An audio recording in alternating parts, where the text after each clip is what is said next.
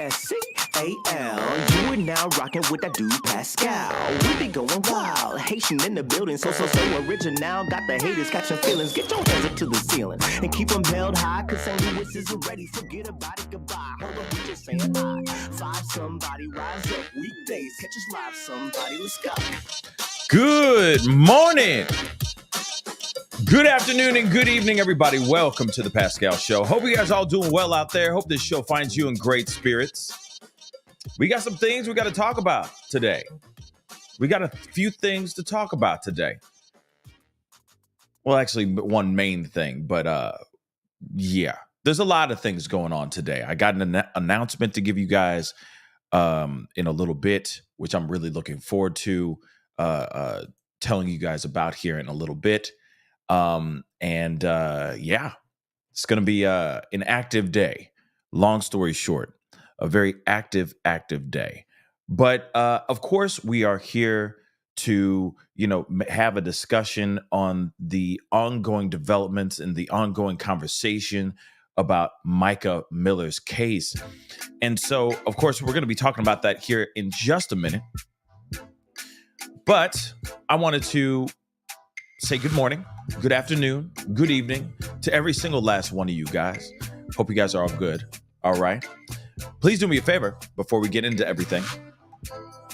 Hit that like button down below. Crush it. That'll be amazing. If you're watching on other channels, other platforms, please be sure to hit that reaction button as well. That'd be greatly appreciated. Of course, do not forget to hit that follow button if you're watching on Facebook, TikTok, Instagram, X, Twitter, follow my platforms. That'll be greatly appreciated. And of course, if you're watching on YouTube, do not forget to crush that subscribe button. All right. And if you want to support the channel, by all means, hit that join button down below. Become a member of the family that's on YouTube. And if you want to support the channel even further, you can go over to patreon.com/the Pascal Show. It's in the ticker down below, going that way as we speak. That would be awesome as well. Okay, guys. We're going to get into this because it's a pretty long piece that we're going to be reacting to, watching together as a family. Obviously, you guys already know we've been talking about this, y'all, for a minute. Mica Miller's case. There's a lot of questions. There's a lot of things a lot of unanswered questions that are still just looming over all of our heads, right? This has taken over the attention of the entire world now. A lot of people are wanting to know what is actually going down here. Is this something that justice needs to be sought after, or is this something else, right? Obviously, as you already know, I lean on the side of, I don't think she was, I err on the side of, obviously, this is something bad happened. I do believe this was inflicted by her own hand, but I don't think she did it herself, if that makes any sense. I don't think anybody was around. That's what I believe so far. But I do think that she was pushed to the edge, to a place where she couldn't, And of course, this terrible thing happens. Now, the thing is that there has been some new information that has come out of this interview, which is very interesting. Okay. So Anna Francis, okay, is Mica Miller's sister. All right. Another one of her sisters. She hasn't spoken out at all. And now she speaks out on this interview on FITS News, if I'm correct. I don't know if it's Fitz News or if it's FITS News. So, I apologize for not being, for not knowing how to say that correctly. But hopefully I have it right, either one, no matter what. But still, she has an interview, and it is very interesting. Long story short. So this is a pretty big interview. We're going to be watching it. We're going to be reacting to it. There's some bombshells that I believe are bombshells that she says in this interview. And she hasn't spoken out at all. We've heard from other family members like like Micah's father, Micah's other sister, Sierra, I know that there has been a few other sisters and other family members that have stepped forward and spoken out, but this is the first one with Anna, and she says so much in this that I'm just like, wow, it's not good. And it solidifies even more my theory or my belief that JP should be brought to justice. That's what I feel. That something bad did happen. But now I'm not sitting here saying that there were some cohorts or henchmen, driving her up to that area, to that park, or anything like that. That's just not what I see as far as the facts and the evidence that has been, displayed and has been unearthed and given out to the public. But I do think that he has something to do with driving her to the place of doing something so unthinkable, and he should be held accountable for that. Long story short, okay, that goes without saying. I think we all can agree on at least that. He should be held accountable for the terrible things that he is alleged of doing. So we're going to take a look at this interview. Like I said, we're going to take a look at this interview. Please do me a favor, hit that like button down below, hit that follow button, that subscribe button, and all that. And we are going to get into this conversation and into this interview. And she comes out, out the gate early on in this interview with just bombshells, so just get ready for it because it's absolutely insane. Okay. It's very telling, right? So let's take a listen to this interview. And by the way, the interview is done very, very well. I will give, of course, credit where credit is due. And it's a very, very well done interview. Let's take a listen.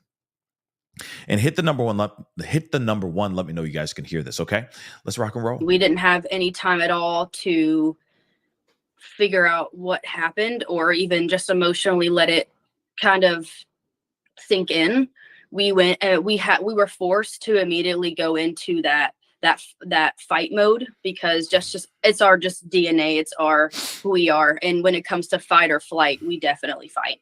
So we found out about midnight, the night that she passed away, from John Paul saying, "Good job, Francis family." And that was via text, right? That was text. Yeah. He said, "This is what happens when you encourage someone to get divorced and not take their medication." And we all knew that was just a lie. Like everything he said, like all 3 points, was just completely a lie, and we have so much proof against it. So we just were like, we just ignore him at this point because we're just used to his deception. So we didn't even buy into it. And within a few hours, he had texted about 100 people that she had passed away that night. Now, here's the thing.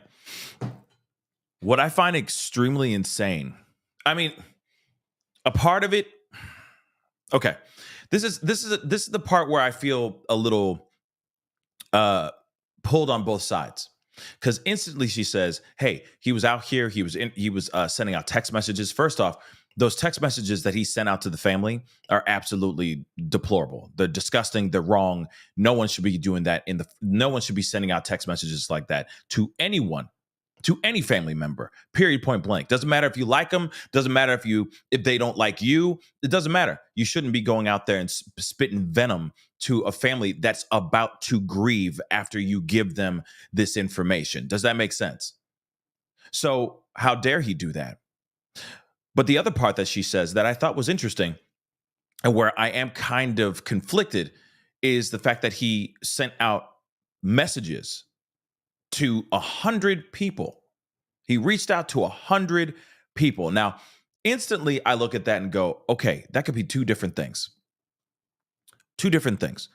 Either he is doing that because he's trying to get in front of the narrative, and she's a public figure. Let's not forget, she is the wife of the pastor of this church. So she is a public figure. So he's putting out that information to get in front of the narrative quickly, or he's just reaching out to those hundreds of people to let people know that Micah has passed away. It can be looked at as innocent, and then it can also be looked at as him trying to already start the manipulation train, right? You know what I'm saying? Rev up that engine for the manipulation train. Does that make sense? So I look at both of them. I'm like, okay, it could be either one or the other. Obviously, we've been seeing how he manipulates his congregation, how he's been saying things about her during his sermons and all that way before her passing. So instantly I look at that and go, is this someone trying to innocently tell people some bad news? Or is this somebody who is trying to put out the narrative that she didn't get her meds and she's got mental health issues and all that? It's something to think about. Like I said, it's conflicting because the fact that she is a public figure. You see what I'm saying? She's the first lady of the church, right? So something to think about. I don't have the answers, but it is something to think about. And also, one more thing before we go in here. The other part I'm wondering is, if he reached out to 100 people, what were those texts? What information was contained in those texts? Was he sitting there saying, hey, she passed, she gone.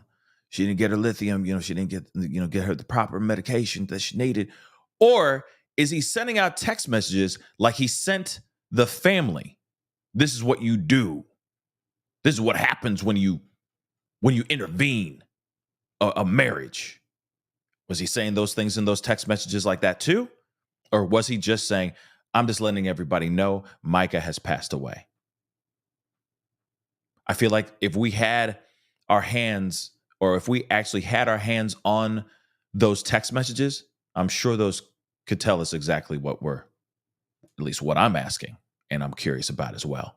Something to think about, something for you guys to debate in the chat, okay? Let's continue on though. Because she says some stuff in the beginning, yo. Some stuff. And it just kind of went crazy from there, where people are reaching out to us, posting all over social media. Like the next day, he told his whole entire congregation what had happened before even, our cousins and aunts and uncles, like Micah's family that doesn't even live in Myrtle Beach because we're not from here, didn't even know the news yet. And he was already telling all these people who don't even know who she is, or thought they knew that they thought they knew her. But I think that's really crazy too, that he didn't even take the time to let the family fully get the information. Shoot, what about his own family? Don't he have family too that are connected to Micah, aside from his church? Doesn't he have family that love and appreciate her? His own family?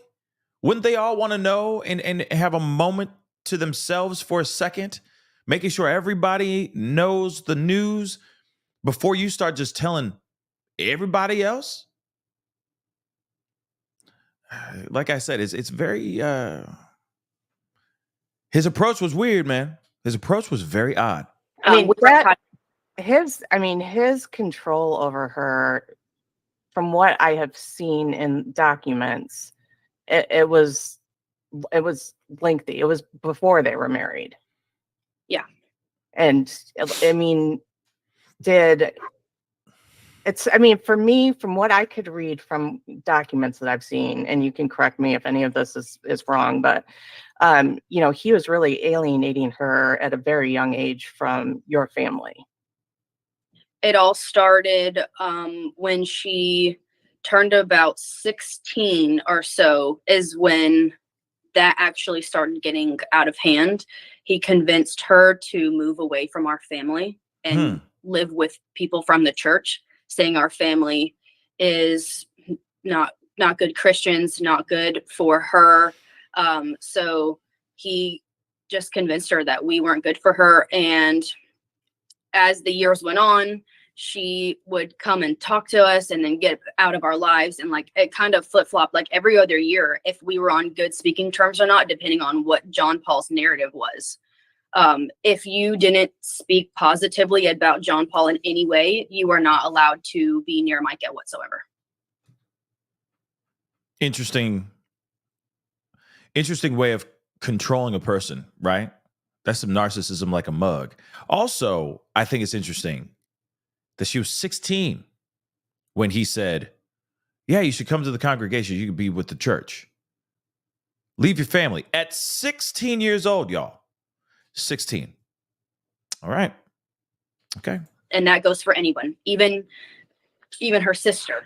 Our whole family, we would speak on what we thought was not okay, what was controlling, it was brainwashing came up every single week in our family. That word came up every single week on like, what do we do? And it came to the point where we didn't even say anything for probably a year. We literally just let her do whatever she was going to do because we couldn't control it anyway. So we just had to be like, well, I really love my sister and I want to see her. So I have to pretend like I'm okay with going to dinner with John Paul. And I would go to dinner with my sister. He had to be there. Right. Interesting. I am curious when it comes to that part, right? I am kind of curious as to, did they know more? Was there more going on that they just never got a chance to get in front of or try to protect her from? Were there any signs aside from the controlling part, which is a big piece? I'm not going to sit here and say that that's not a big piece, but I am kind of curious as to, anytime that they would ever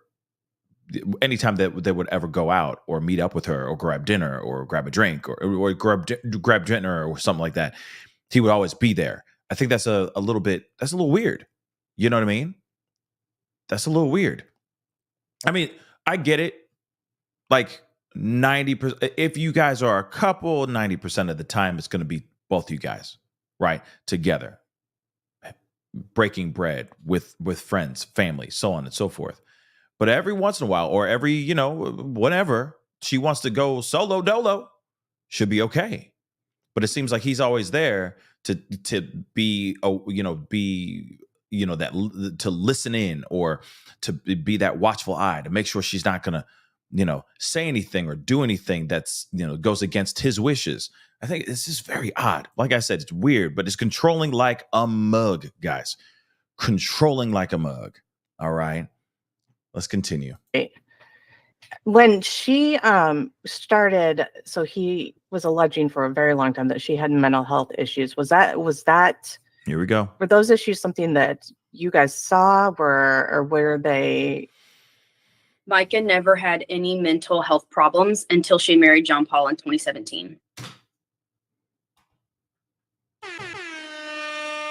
Okay. Now, this is exactly what I was saying before. This is my theory. Because you can drive someone crazy. You can drive someone to mental health. You can drive someone to lunacy. Absolutely. You can break someone mentally like that. It's easy. It's not that easy, but you know what I'm saying. You just, over time, you just do it, right? We've heard these stories before. I don't think that the family is sitting here just making these accusations and saying these things out loud if they don't believe them to be true. Her sister is now saying herself. We've already heard, but here's the thing. We've already heard the dad say this too. We've already heard Michael Francis say this, saying, hey, she did not have mental health issues. Sierra, we've heard as well, say the same thing. Now we're hearing it from Anna, and she's saying she did not have mental health issues until she met JP. That is a very, very big statement. All the family members have been saying that. She was happy, jovial. She was all this. A go-getter, beautiful singing voice, all these things. Talented, beautiful, gifted, all those things, all wrapped up in this wonderful person. And then she met JP and everything went crumbling down. And I'm telling you right now, I said this to you guys in a couple other shows before. I believe in my heart of hearts, this person was broken by this man. That's what I think. Driven to the place where she thinks something's wrong with her, to the point she mentally breaks. And he continued doing that over and over and over again. That's what I truly believe in my heart. Hence the reason why I say this man should be held accountable for his actions and his involvement in what happened to her in that national park on that tragic day. Oh, don't worry. I know I interrupted her. There's more. She says more. She never was on any medication her whole life. None of my siblings are on medication. We just have naturally so much energy that we all have our own small businesses. We are all very just contributors to the community. We get involved in our church and our business and friends and everything. We don't need medication to make us wake up in the morning in a good mood and energetic. And we use that energy for good. Yeah. And I mean, the only thing my family can really come up with is that he was just jealous of what Micah, how like he was always known for being successful, and Micah was also a very successful and liked person. And John Paul's used to being the center of attention. He's used to getting all of the good graces from everybody. People are just honestly too scared to go against him. But my family, we are like the only people who aren't scared to speak out of the truth since they got married, even before that. Interesting, right? No mental health issues until she met JP. And then she describes JP as a person who may have just been jealous of her success or jealous of her charisma. She may have just had, she just was a charismatic person, probably a loving person, great soul, so on and so forth, right? And also, she's not a bad person. And people gravitate towards good people. And if JP was known to be like on the surface, seems like he's a good guy, but then later on you find out, oh no, he's terrible, or he's not as good as I thought he was, you tend to gravitate towards the people who are good, the ones that you can trust, the ones that you can confide in. You got to remember, these are people who are leading you towards if you are part of the congregation, you walk into the church, these are spiritual guidance counselors. I don't know how to explain it, but they lead you down the path towards faith, or they lead you down the path in faith, right? But if you can't confide in your pastor or group leader, Bible study leader, whatever it may be, right? Yeah, Tyler, your spiritual leader, right? Then you're not going to really confide in them or trust them. You're going to find a spiritual leader or a pastor or someone, preacher, whatever you want to call it, worship leader. Yeah, exactly, Tyler. You're going to find somebody that you can actually lean on that's not going to judge you, because that's the whole thing, right? He who has not sinned, throw the first stone, that kind of thing, right? I know I paraphrased the hell out of that. Just forgive me. It's early in the morning for me. But if you can't actually fully confide in that leader, you're not going to go and talk to them. You're going to get excited in your face. Your energy is going to brighten up when you see the spiritual leader that you appreciate on the stage preaching the word. But then it also makes me wonder, why? If there was that vibe, if people knew that he was so terrible, why would people still be part of the congregation? If he was known to be so bad, why would he still have a congregation to even preach to? That's one thing I'm still kind of curious about. Now, I know that things have been different recently. I think a lot of people have stopped worshiping, have stopped going to services at the Solid Rock Church. And, to each their own, do what you want to do. I'm not sitting here saying to boycott anything, but I'm just saying there has been a drop in attendance at that church since this whole case came out. But all this stuff has been going on for a while, though. So why would people still go to this church and praise and worship with a person that is known to be a bad person? It just doesn't make sense to me. Why do you continue going back? And I'm not saying everybody and their mama knows that. Oh, that he's a bad person. Some people walk into the church and like, oh, I really like the place. I really like him. They don't know anything more than just what's being seen on the stage or in the pulpit, at the surface. But I am kind of curious why people would still stick around if a good portion of people know that he's a bad guy. It's just weird. It's just weird. But that's also the same thing that I keep saying about people, families, friends that know of a friend that is actually a victim, that's actually going through it, that's surviving through this kind of mess, this type of version, or even worse, that know about it, but feel kind of stuck, like they don't know what to do. Right? And I keep wondering, I don't know about you, but I feel like it would be like, okay, I've tried to get her free, but she's staying. There's only so much we can do legally and all that. But I'm telling you what, you're not seeing me break bread with that jerk ever. Because I will not want to condone that. Right? And I'm not saying that anything about the Francis family. I'm not saying that at all. I'm just saying if there was so much going on,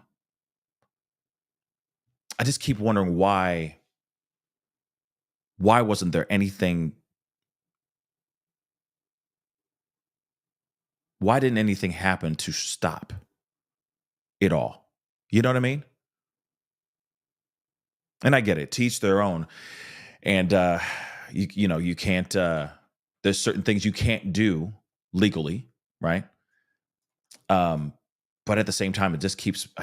That's the one thing that keeps reeling over my head, because there's not only just the Francis family. There's other people. There's other people in the congregation, in the church, and all that knew about certain things, and nothing happened. Now I know near the end, family got involved. They jumped in. They brought her in. They were protecting her. He was sitting there going, "I'm locked and loaded. I got a gun and I'm ready to go," kind of thing. You know what I mean? But at the same time, I'm wondering if there was more that they could have done, that they could have been able to accomplish legally, if that makes any sense. But yeah, like I said, I got questions. Hold on real quick. I got super chats. Mimi, hello. Hi, Pascal fam and everyone. Hello. Good morning. Good morning again, Mimi. Thank you so much for the super sticker. I really do appreciate it. Tired as a mother. Thank you so much for being a member for the past 1 month. I really do appreciate it. It really does mean a lot. Hold on, guys. Okay. I wonder if JP has dirt on people like Scientology does to people, or is it just the blind leading the blind? I'm wondering that too. It's like, does he have just this all kinds of crazy dirt on people, and that's the reason why he is out here still being able to do what he do? But then again, it's like people are still tithing, people are still supporting, people are still giving to the church, so much that he's got multiple cars, he's got a private jet or a private plane. You know what I mean? Like, it's interesting, and I don't know. There's a lot that's just not working for me here, and like I said, I just got a lot of questions. And then the other thing too is, like, she was 16 years old when she left the family. And I'm wondering, was there anything done when she was 16 to get her back home? She was 16. She's not legal. She's 16. So I'm wondering what happened there too. You see what I'm saying? Like I said, I got questions. You know what I mean? I got a lot of questions, but let's continue. I'm sorry, guys. Let's just continue. Right. My family had left. My family started going to his church whenever we moved to Myrtle Beach in 2010, and our parents saw his narcissistic behavior on the stage. They took our family from the church, and that's whenever John Paul started isolating Micah, is when our family left the church. And then, I mean, our divide with John Paul and our problems with him and our family, he's tried to divide our family since we had left the church, and this is like 24 years. It's been a long road. If anyone knows us from the other side, like, we're not even related to him. We just had to put up with him because our sister was one of his victims. Right. Right. So anytime we basically wanted to just have family time or anything like that, he always had to be involved. So if we wanted Micah in our family, then we had to do whatever they kind of said to get through the holidays and stuff. But even when, like, the first time he put Micah in the hospital, our family was like, this is like not like her. She's not mentally unstable. She's perfectly fine. She's healthy. She was 23, 24, 25, one of those three, when she's supposedly having a bipolar episode for the first time, which none of us had seen signs for before. Which, I mean, everything behind that was just John Paul had been taking, probably since he was in his older teens, early 20s, he started taking medication for his mental health. He's been on schizophrenia medication for over 20 years. Okay. And it's been... Hold on. I'm rolling that back. I got a little excited, and I hit that sound button a little too soon. Let me let her say that uninterrupted. Had been bipolar episode for the first time, which none of us had seen signs for before. Which, I mean, everything behind that was just John Paul had been taking, probably since he was in his older teens, early 20s, he started taking medication for his mental health. He's been on schizophrenia medication for over 20 years. Now I'm gonna... Yeah, I slipped and I fell on the button. I hit reset, factory restore. So factory reset, I meant. But still, wow. Right?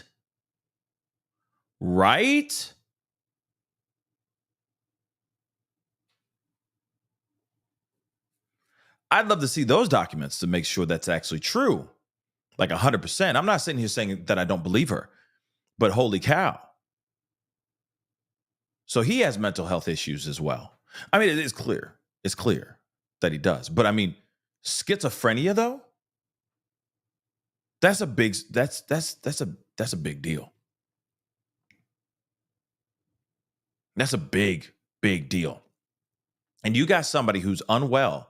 If that's true, if he's mentally unwell like that, trying to say to somebody else that they are mentally unwell as well is a recipe for something very disastrous. Let's keep it real. This is insane, by the way. Okay? And I know a lot of y'all, Karen just said schizophrenia is extremely serious. Yeah, absolutely. This is insane. Okay? It's crazy. Like, it's not at all shocking, but it is shocking. You know what I mean, Cat Love? Like, it is shocking, but it's not shocking because it's kind of like, oh yeah, he would be that. Mm-hmm. Yeah, that makes sense. You know what I'm saying? But you're still going, oh my God, really? What? But okay, yeah, that would make sense. It explains a little bit. Just saying, it explains, well, not even a little bit, it explains a lot of bit. But imagine that. You have someone who has a history of not having no mental health issues at all, suddenly slowly goes into mental health issues with a person who allegedly has mental health issues as well. Ain't that something? She needed her meds. She was mentally unfit. She was mentally unwell.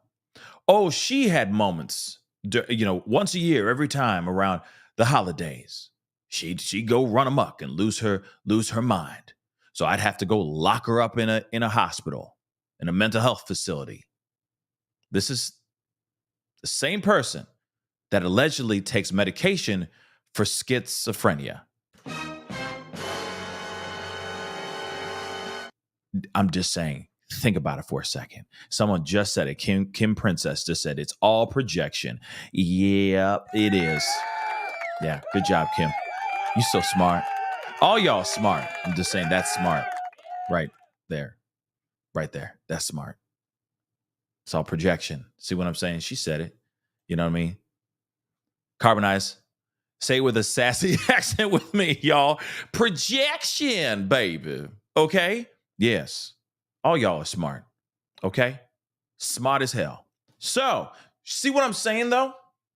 You got somebody who's not well, allegedly. This is from the sister. Okay? I'd love to see it in documents of some sort, showing proof positive that this man is not well as well. But he's, I'm sure, doing all this crazy stuff that he's been alleged of doing. I mean, you heard it from her own daddy. Her own daddy said it. Come on, guys. About I might have a black baby. I might be pregnant with a black baby. I might be doing this, this, and this.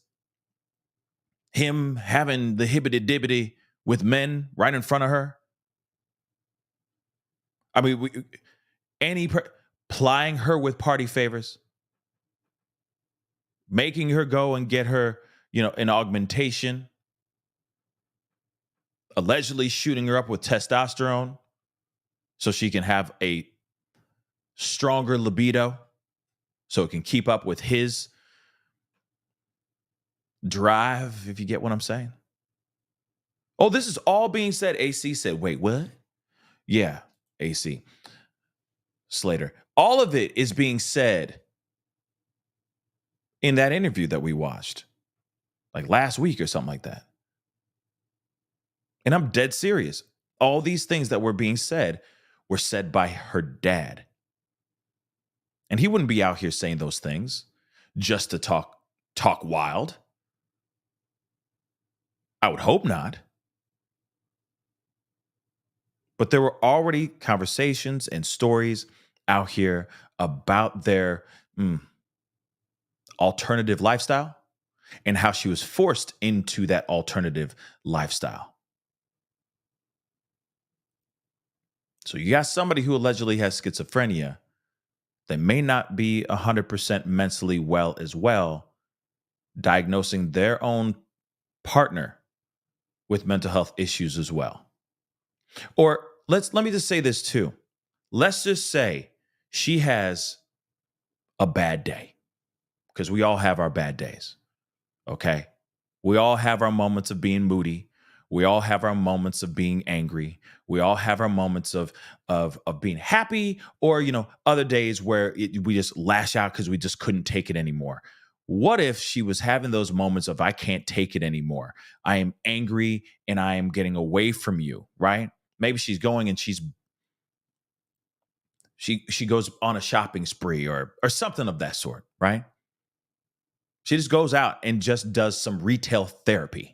And he says, oh, she's running amok. She's doggone lost her mind. Need to lock her up because I can't control her anymore. Because she's sitting there going, I can't believe I'm with this person. And I've gone through this, this, and this. Everybody has their moment of clarity. Everybody. And sometimes people have those moments of clarity more often than we'd like them to have, right? Because sometimes you're going, oh, my Lord, I'm with this monster and I'm stuck. Or I'm going through this with this person. I can't believe I'm going through this with this I'm doing what with homeless people? I'm being plied with what every weekend? We are driving to a park to do what with people? And that's just the tip of the iceberg. And then she lashes out, let's just say. I can't take it anymore. I'm out. She wants to chuck up the deuces. You know what I mean? She wants to be out. So he goes, oh, she's lashing out. She's gone crazy, deranged. So he goes and he throws her into a mental health mental facility. And then she sits there to the point where he breaks her. And she comes crawling back. And then they do this whole thing all over again. And then one day she has another moment of clarity. Oh my God, what am I doing? I can't do this anymore. I can't do this anymore. And then he does it all over again. Oh, you're going to lash out on me? Oh, she crazy. You see, she's losing her doggone mind. No, you broke this woman. You broke her to the point where now she's realizing what she's gone through and what she is going through again for probably the millionth time. But you still always seem to talk her off that ledge by, I don't know, love bombing, doing whatever you do, whatever that tactic is. You bring her back in, you reel her back in, you use her up, and then she can't take it no more again. But every single time, oh, she gone crazy deranged. Gotta lock her up until she understands who her husband really is. She's mine. We've already heard that story too. The possession, the control. She's over at her family's house, and he's sitting there saying, you know, that's my wife. As if she is a possession, as if she is a thing, not an actual human being. This is what I mean by he broke her down to the point where she had nothing left. It pisses me off. Let's continue. Okay. And there's videos that are coming out because people had seen his behavior a long time ago, 20 years ago. And that's when they started seeing signs, and they never posted, shared anything because they were scared of what he was going to do. That's Everyone what I think has been every single person in Myrtle Beach that knows of him, if they see something that he's done wrong, they're all like scared for their life, scared for their business. If they own a business, like multiple people really love our family throughout this whole thing. They own businesses, and they were silent, anonymous givers to our family during this whole thing. And they literally said, I have to stay anonymous because I own a business and I have to protect myself. Yeah, that's when I first started covering this, like right after the news started trickling out. When I talked to people, they were very scared to speak up. They would tell me the stories I have to stay anonymous, which is absolutely fine. But in the past couple of weeks, I've seen a trend where people are getting bolder and more truths are finally coming out, which I think is very good. I think it's finally showing more of the picture of what's been going on. Well, even the article that was just written, John Paul's first wife, Allie, was trying to get all of those young females that were underage to speak up about what John Paul had done to them, and they were all too scared. So without a victim speaking up, how is the authority supposed to prosecute someone or have him have accountability for what he's done? Right. And he, even after that happened, from what she wrote, manipulated the church so that he could stay in charge of it. Not only that, is he owns the ground that the church is built on, the dirt, every chair, every person that's on his payroll, he owns them. Right. I don't think people understand that power mentally when you add in, the fact using the pulpit, using people's beliefs in addition to that. So it is sad. It's sad. It makes me sad for Micah and for you guys. Well, the whole time she was actually ready the past few months, she was ready to leave him and be strong and do whatever it took. And she even still then was like, don't tell anybody what the real, like, as everyone would put it to today's terms, juicy details of why she's divorcing him. She even said, she was like, I want to protect the Christian church.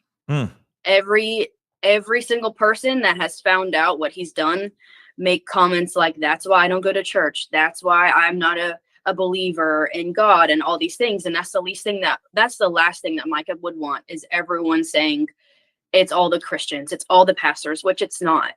And she's not wrong. I mean, I understand what Micah was basically trying to achieve in a way, because it's, the pastors and priests and, the Catholic Church is not like just one big monolith and it's, where all of them are wolves in sheep's clothing. No, it's not. Okay. It just is tragic when you have stories like this that stick out, right? We hear more salaciousness and more scandals and more tragedies of people being SA'd, R'd, etc., by manipulated, controlled, aid, like what happened with Micah, right? We hear that a lot more than other things. We don't hear about no Mother Teresa no more. I mean, I know she gone, right? But I'm just saying, like, we don't hear anything about a Mother Teresa type out here doing good. We don't hear about those things. All we hear is about the clutch your pearls, salacious cluster Fs that we've seen, right? Like, oh, this pastor is talking about, don't be, swallowed up, right? And then he's caught on video hanging out with some men. You know what I'm saying?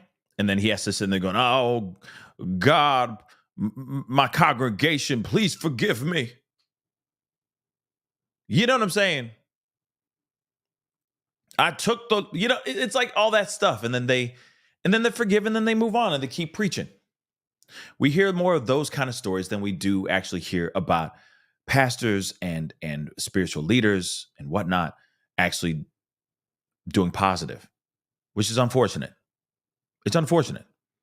But also at the same time, unearthing and exposing the snakes that are in the grass in this in the biblical grass right now, they need to be exposed too, unfortunately, right? But I do give mad props to Micah for her being like, I'm not trying to destroy or put a bad. I'm not trying to make the Catholic Church or the Christianity or faith. I'm not trying to put a bad look on that in that world. But at the same time, we all got to remember that it's not a monolith. Not all pastors are the same. You can have both at the same time. You can have the good pastor preaching the good book, and you can have a con man preaching the good book. But in the background, he's doing all kinds of crazy stuff that he's actually just preached against 30 minutes beforehand. It's pretty crazy, but it's true. It's unfortunate. It's just one specific location. Yeah. And even then, she knew a lot of people at the church were good people, and she didn't want to hurt them. She would rather endure the abuse alone, or with only like her close family knowing what's going on. And a lot of people have in our family's been wanting to share with the world who he really is for a long time. And I just came to the, I guess, epiphany last week. I actually told my boyfriend, I was like, I think Micah had to go through all of this, and I think it had to come to this. I really believe that if she didn't pass away and this much attention happening, then he would never have been held accountable for any of his actions. He would just live like nothing ever happened. Do you so the last month she really had started to finally make that break that she needed to break. to get away from him. What was her mood like? How was she doing in general with everything that she was going through? The first few days were the worst. She actually stayed with me, and her last straw was him putting her into the mental hospital against her will. The police, he lied to the counselors at the mental facility. He ran in there and said, "My wife's trying to kill herself. You need to come get her," which wasn't the truth. She actually ran away from him. She was trying to get away from him. And he has shown patterns of throughout their relationship, whenever she just needed a break because of all this abuse she's going to, she would literally just ask for an hour to hang out with just her siblings without him. And he would take that as them getting too much space away from each other. So, I mean, he would always have a tracker on her phone. He would always, in like this later times, like the current times, he always had a tracker on her car. But back then, before all this was happening, he would always use a location on her phone. So he's been tracking her for years. And this is crazy.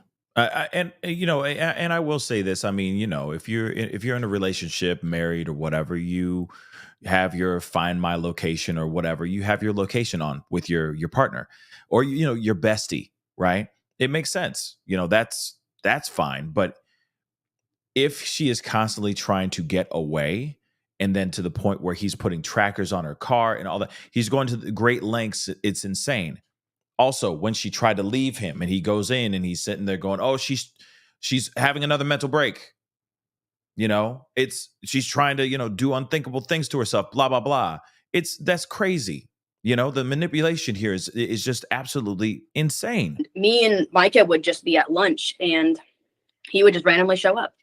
And that's not a situation where he's like, "Oh, I just felt like getting some sushi and I just ran into y'all. What's going on?" No, he's showing up to places where they're you know what I mean? That's crazy. And then that again can drive another person crazy. Because now they're going and they're getting paranoid. They're constantly looking over their shoulder. They're constantly wondering, is this person following me right now? I just saw a red car. It's the same red car, I think, that's right next to me at the gas station. Is that somebody following me? My God, am I losing my mind? You see what I'm saying? It gets like that. To the point where, like I said, he keeps pushing and pushing and pushing and pushing, manipulating and poking her, poking and poking and poking and poking to the point she can't take it anymore. I mean, this is crazy.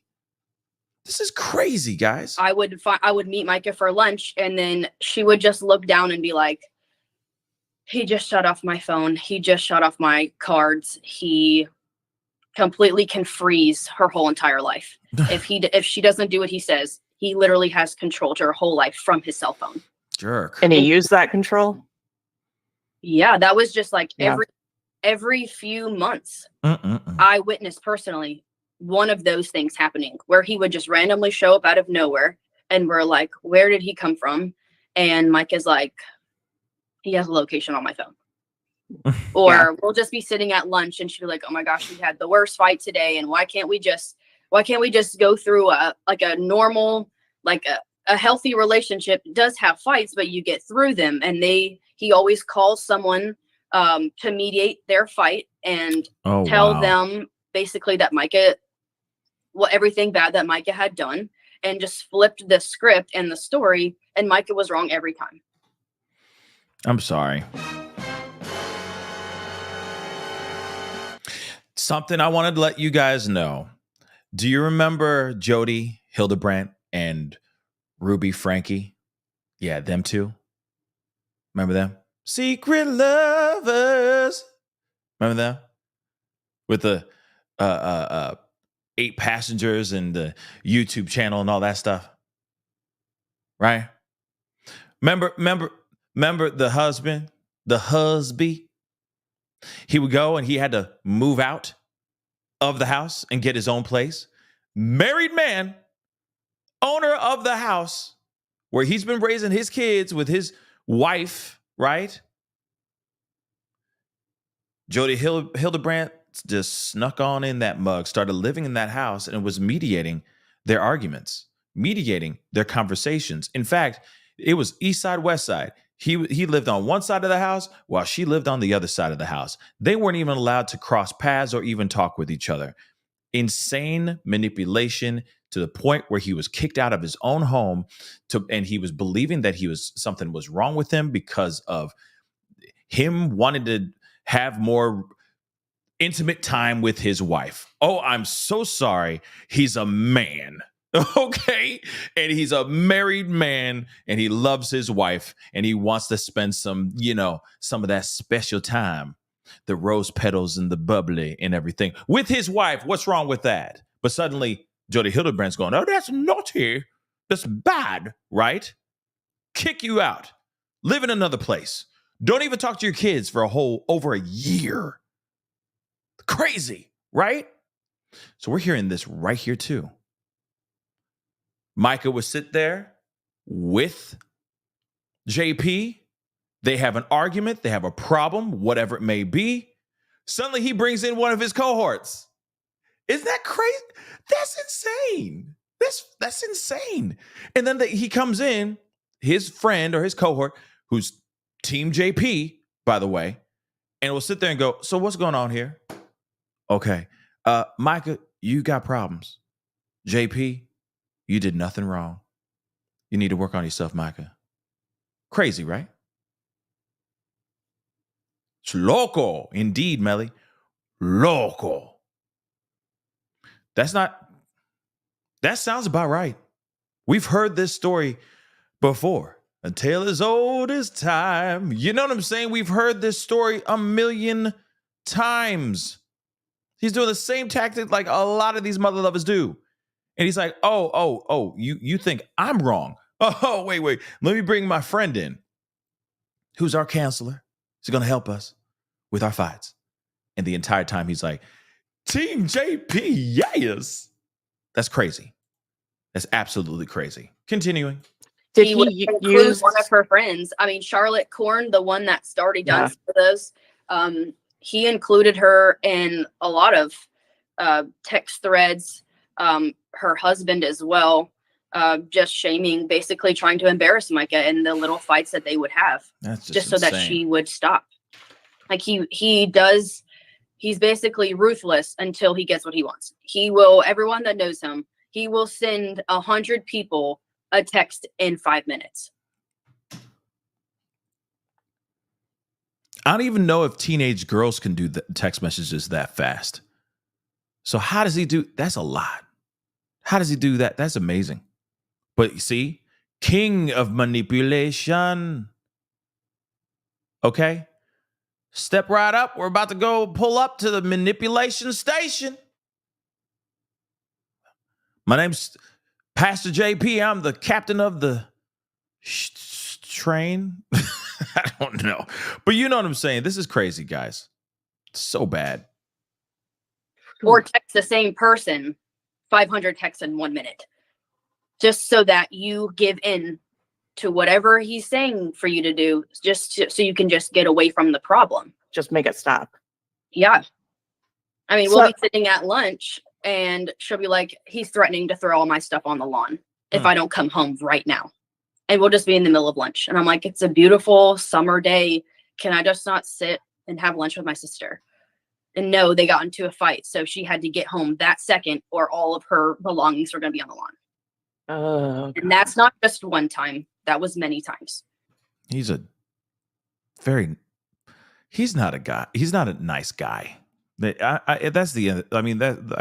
I think we're all kind of getting that memo right now. Like he's just not a good guy. Like, period. Okay. Period. So I mean, her last day to me, I can see why people are questioning things. To me, it looked like she was getting ready to go to work. I talked to her friends. She had plans the week after. Like she had made multiple plans to meet up with people, pray at the beach or, go to lunch. Get her hair done. what do you think about what happened that day? I think our family is so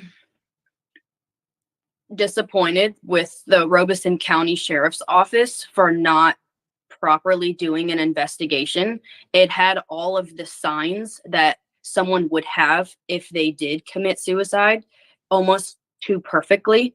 And they wanted it. It seems to us, it's our belief that it only took them like a week to get together all the information of John Paul's alibi and where Micah was that day.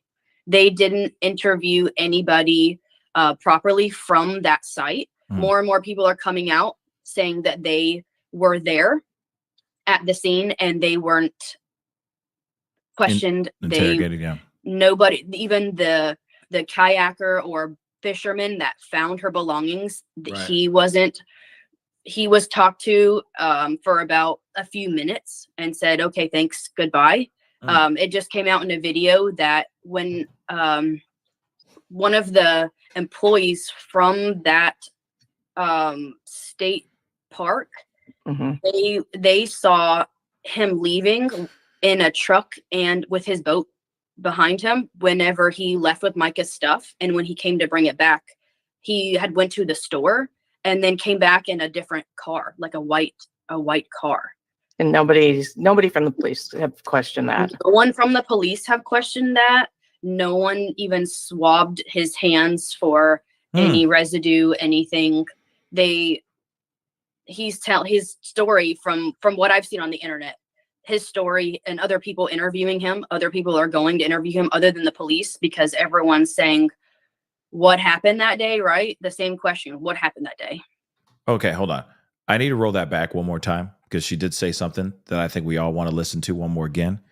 So a man driving a truck, with a boat in tow, left and came back in a completely different vehicle. And I think that's important information. And then, of course, why isn't law enforcement doing everything they can to investigate these pieces of information? And I got another question here in a second that I'm going to share with you guys because I need to show you guys some receipts because these pieces don't make sense, right? But with something else, it just popped in my head while we're listening to this. But I'm going to roll this back. Now, one thing I do want to say when it comes to self-inflicted situations or scenes, right? What's really frustrating about all this is that law enforcement tends to just go, oh, that's what it is. And they move on. They don't sit there and linger. They don't hover around and sit there and try to figure it out if there's something more sinister going on. And majority of the time, as soon as it's a, self-inflicted situation, an unthinkable self thing, doing the unthinkable thing to yourself, they go, okay, it's an open shut case. They don't think about it anymore. At least that's from what I've understood and from what I've seen. In fact, we've noticed that in how we react to certain things. As soon as we find out, if it was a case of 3 bodies found in a house, for example, everyone would be like, "What happened inside that house?" Right? And everyone loses their mind. And then as soon as they find out, oh, it was the father who did it, and then he turned the gun on himself, everyone goes, "Okay, moving on," and they move on. So it's the same thing. Police do the same doggone thing, but I'm sitting here going, I don't understand why they do that personally, because not every scene is the same. Every single case has a different story. What led to that person to the place where they were willing to turn the weapon onto themselves? Not all of them are the same. Yes, some may be just mental health issues. Some may be other things, like Micah's case. See, this is the reason why I go, it doesn't make any sense when we look at something like what we heard yesterday from JP, where JP said in the interview with Justin on TikTok, he said he urged, he pushed for an autopsy. But law enforcement just said, they waived it. Nothing to see here. She doesn't need an autopsy. Now, whether that is true or not, it doesn't matter. What matters is, why wouldn't they automatically just do an autopsy? Just to make sure everything is exactly as they have predicted. That their theories and what is seen on the scene is exactly what they believe. Everything leads up to this, and there's no question about it. That's the thing I find very, very odd, personally, especially when you have family members sitting here saying there were bruises on her arms, there were bruises on her hands, so on and so forth. Something was not right with this situation. At least, even if it is self-inflicted, even if the sum of all of this is what they believe to be is self-inflicted, at least they crossed every T, dotted every lowercase j, just to make sure, you know what I'm saying? Just to make sure that they're right, that their theories are right. So it's frustrating when we hear that. And then, of course, when you hear other pieces like this, which I'm gonna scroll back a little bit, you hear pieces of information about a man in a truck, and then that same man going back in a different truck or a different car. That's weird. One of the employees from that state park, they saw him leaving in a truck and with his boat behind him whenever he left with Micah's stuff, and when he came to bring it back, he had went to the store and then came back in a different car, like a white car. And nobody from the police have questioned that. No one from the police have questioned that. No one even swabbed his hands for any residue, anything. His story from what I've seen on the internet, his story, and other people interviewing him, other people are going to interview him other than the police, because everyone's saying, what happened that day, right? The same question, what happened that day? The proper interviews just weren't done. The fisherman's story of how he found Micah and what he did that day, from their interviews and everything online, everybody can see it. It's changed 2 or 3 times. Oh, okay. Now that's very interesting. Nonetheless, I mean, that could be, her speculation, her looking into this. There's nothing wrong with her actually wondering about that, right? But then at the same time, it could be nothing. It could literally be him just changing cars because it's just a little bit easier to drive a smaller car. The boat may have been tethered still to the truck, so F it kind of thing. But it is true. Why not just go over there, go through his truck, go through his boat, make sure that there isn't any gun residue on, gunpowder residue on his hands or anything of that sort during that time. Do their due diligence, right? Like I said, cross every T, dot every lowercase j. It is not disrespectful to just look into something for 2 seconds, because it takes 2 seconds to go, okay, yeah, he wasn't there. He has nothing to do with this. Cool. You know what I mean? And just be done with it. So, yeah, it's very interesting. There is a lot of people saying that they heard 2 gunshots go off. He's claiming he only heard 1. Mm-hmm. Okay. The 2 gunshot thing, I think is actually true, but I have my theories about that too. But it all revolves around the fact that I still believe that it was self-inflicted. That's what I believe. I still think that JP has a big role in this for sure. But I instantly look at, okay, gun fired off maybe 2 or 3 times. The other thing is you got to remember, there is a video out there. I haven't played it on here, but she did talk about things, saying, hey, I was in a bad place mentally. I couldn't take it anymore. I grabbed the pew pew. I pulled the trigger and it misfired. And then of course she said, I realized that it wasn't my time type of thing. You know what I mean? Like God had bigger plans for me or something like that. Right. So in my head, and I've said this before, and I'm going to repeat it one more time. I think that she may have loaded loaded the weapon and made sure that thing actually fired before she pulled it one more time. That's literally what I think. She may have cocked it, then cocked it again because there was a unused bullet on the ground, and then of course some spent shells on the ground, right? So my thought is she shot a tree, it works, and then she used it. That's what I think. That's what I think. Now, this all could be wrong. And of course, I've never stepped foot in that area, nor have I seen the scene or anything of that sort, right? But I am kind of curious to see what's going to happen here. You know what I mean? What will unearth here in the very near future? But then also, let's not forget, she did say according to Sierra in an affidavit, she said, if I go away, if I lose my life, it is not by me, it is by JP. She has literally said that, according to her sister. So there's a lot to think about here. You know what I mean? There's a lot to consume. It's confusing. It's like, who done it? Was it her? Was it somebody else? Does this have to do with JP? Did he do something with this? I don't know. You know what I mean?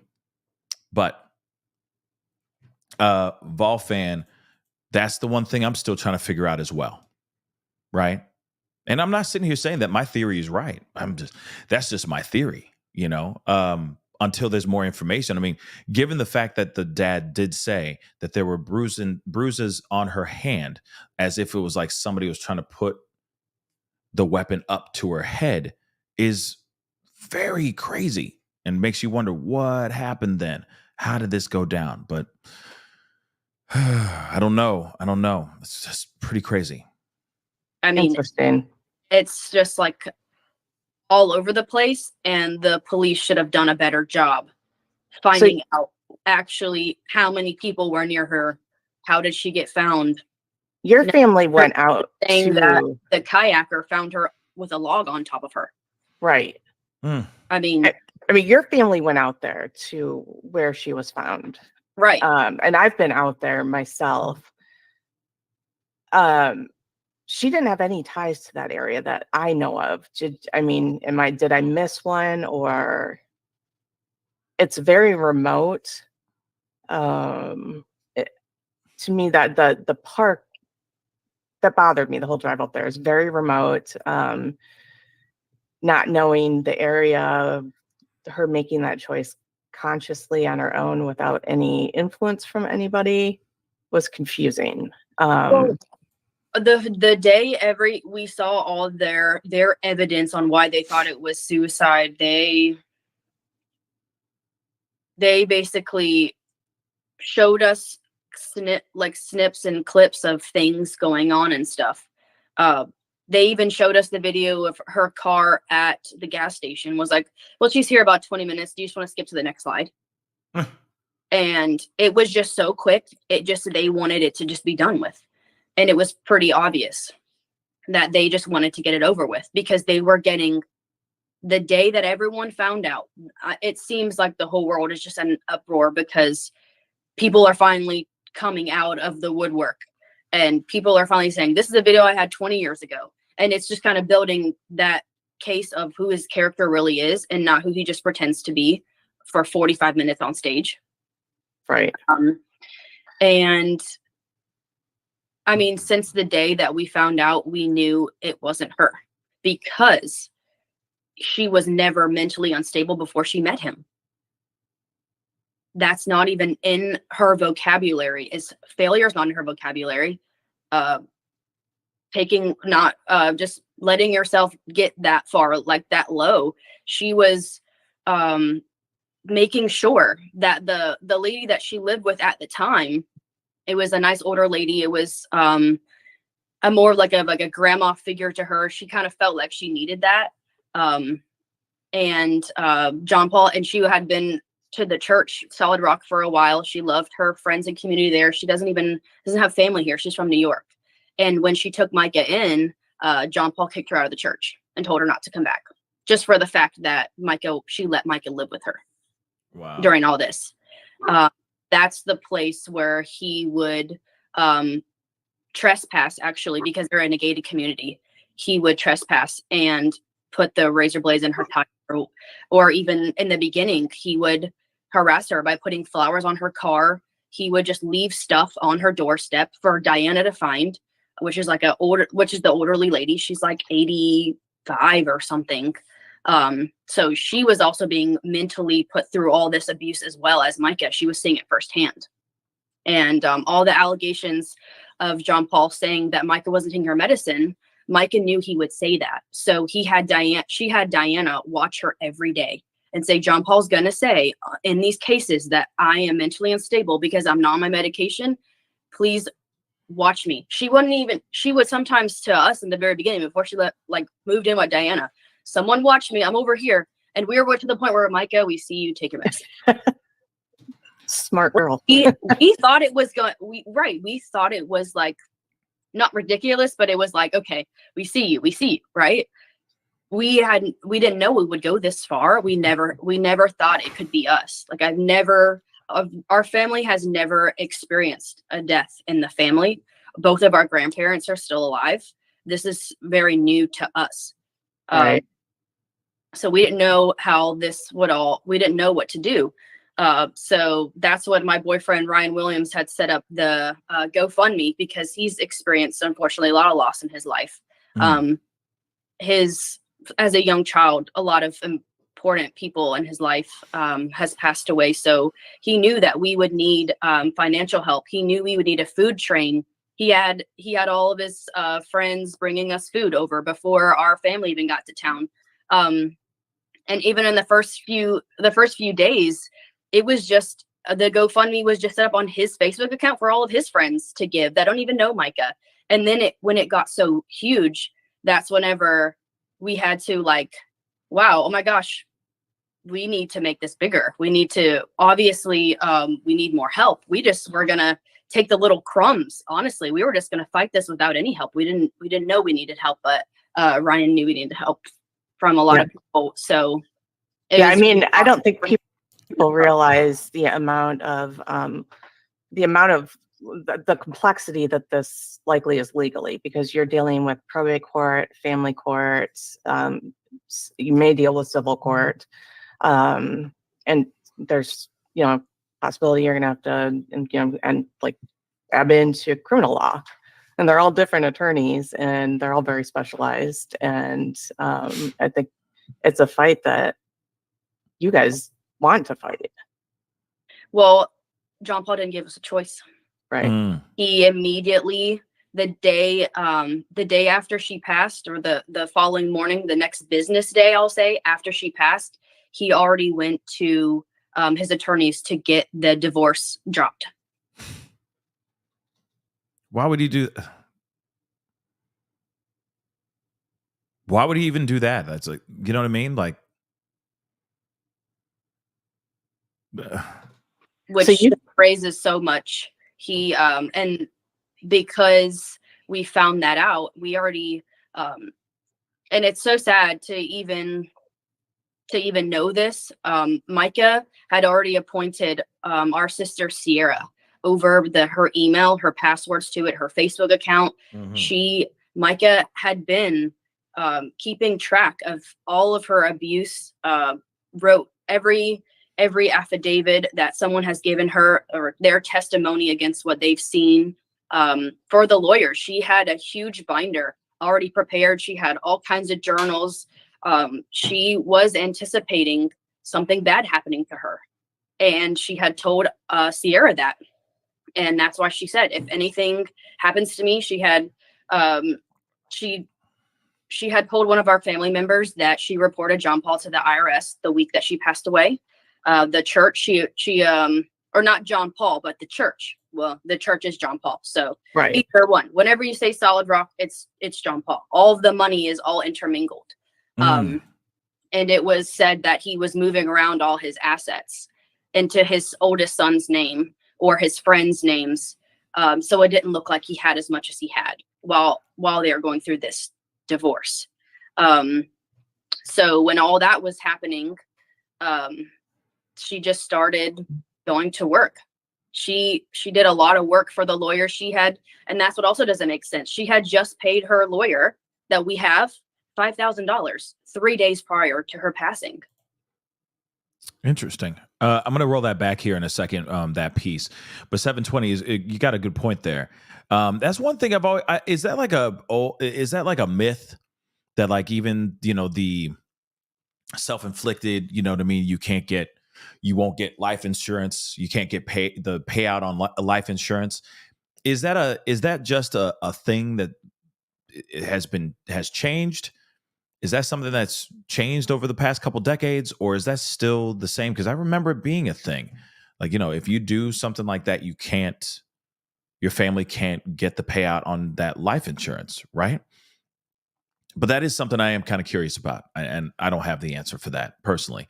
But that is a good question because, yeah, he goes out of his way to drop the divorce, to make sure the divorce is dropped. Obviously, it must be for an opportunity to make some money. It's got to be something. It's something financial, because why would he do that, right? So I'm wondering if he could still get a payout on life insurance if it was self-inflicted. Now, really quick, we need to take a little bit of a break from here. Don't worry, we're going to continue. Hold on, let me just write down the timestamp that we're at. Okay. I just want to make sure. The reason why I say this is because there's something that I wanted to share with you guys, okay? Because it's something that's very weird to me and I don't understand it fully. Don't worry, we're coming back to this, I promise. And it has to do with this case, all right? I just need to go through my archives really quick because honestly, there is something that's just not mathing for me. And it just popped in my head while we were doing this show. Now, the thing is okay, we all know about JP. We had a whole conversation about JP yesterday with Justin on TikTok. Now, I'm utilizing a little bit of his video and something else as well, because it doesn't make any sense. Also, let's not forget the information that Anna, Sierra, Michael, Francis, the Francis family has been saying as of recently. He's been out here before, at least, telling people that this was self-inflicted and this all had to do with mental health, right? Okay. Something that doesn't make any sense to me. And maybe I'm reaching. You guys could tell me if I'm reaching or not. All right. But I want to play for you guys the announcement that he made to the sermon during his service, okay, to his congregation. I just want to play the beginning of that piece one more time for you guys, okay? There's a reason why. Just take a look at this. We're not going to do an altar call today. Instead, I'm going to have you stand up and I'm going to make an announcement. And after the announcement, I'm going to ask that you leave church quietly and don't talk about the announcement here in the building, please, if you can, so y'all can stand to your feet. Before I make the announcement, I also want to say that my request to you is that you will continue to come to church and serve and give for the next little bit. 'Cause I don't want to have. I'm taking a little bit of a break, and I don't want to have to worry about the church. My break may be a few days, a few weeks. I don't know. I got a call late last night. My wife has passed away, and it was self-induced, and it was up in North Carolina, and we're gonna have a funeral for her next Sunday here at 3. Okay. He says it's self-induced. All that stuff, right? Hold on. p.m. And so Trying to get him it's all I can. Yeah, I'm just kind of going on adrenaline right now. So y'all pray for me and my kids And why is it adrenaline? But let's go ahead. everybody. And she wasn't. Y'all knew that she wasn't well mentally, and then she needed her medicine that was hard to get to her. Okay. We heard all this, right? And I know. I'm sorry. I know a lot of us have already seen this a million times and all that, but there's a reason why I'm bringing this up. There's a very good reason why I'm bringing this up, because, shout out to Justin on TikTok, which, by the way, he was on Ashley Banfield. He did a really great job over there. So shout out to my boy JT. Shout out to my boy Justin on TikTok. Okay, for kicking ass and taking names and giving people some updates on, just talking about what's been circulating around this case. Because of JP going on Justin on TikTok randomly and dropping some information, right? Now, there is that video, right? He says self-induced mental health. Let's not forget the text messages that he sent to hundreds of people telling them self-induced. He even went to her family and said, "This is what happens when you get in the middle of a marriage, right? Good job. This is all on you," type of thing, right? Okay. Now I want to play this part. I mean, I have to find it, unfortunately, but I want to play a little bit of this for you guys too. So this is with Justin. This is with Justin on TikTok. Okay. I don't know where it is exactly. I don't have the timeline or the timestamp for this, but just rock with me for a second, okay? Rock with me for a second, okay? Bless me with a little bit of grace, all right? Real quick. Let's take a listen to this one more time. Gotcha. Primarily, there is some narcissistic, toxic family stuff, which is how the platform Wait, hold on. is true crime and As a crime person, or you just 50. I can turn the comment he's not a nice guy. He's not playing. Hey, are all these people are watching us right now? of the way that I word it was, I'm Hey man, how's it going? good. So I told them what you said. I read it to them, and I basically said, I kind of, Where the heck is it? as he's going to come out all there. This is No, I don't mind at all. I don't mind the comments at all. How many people are watching your live? I think the comments No, leave off. the I can comments turn the. off. He's not a nice guy. He's not playing. Hey, are all these people are Damn it. Gotcha. So can I answer some of the people that are saying stuff? Would that be okay?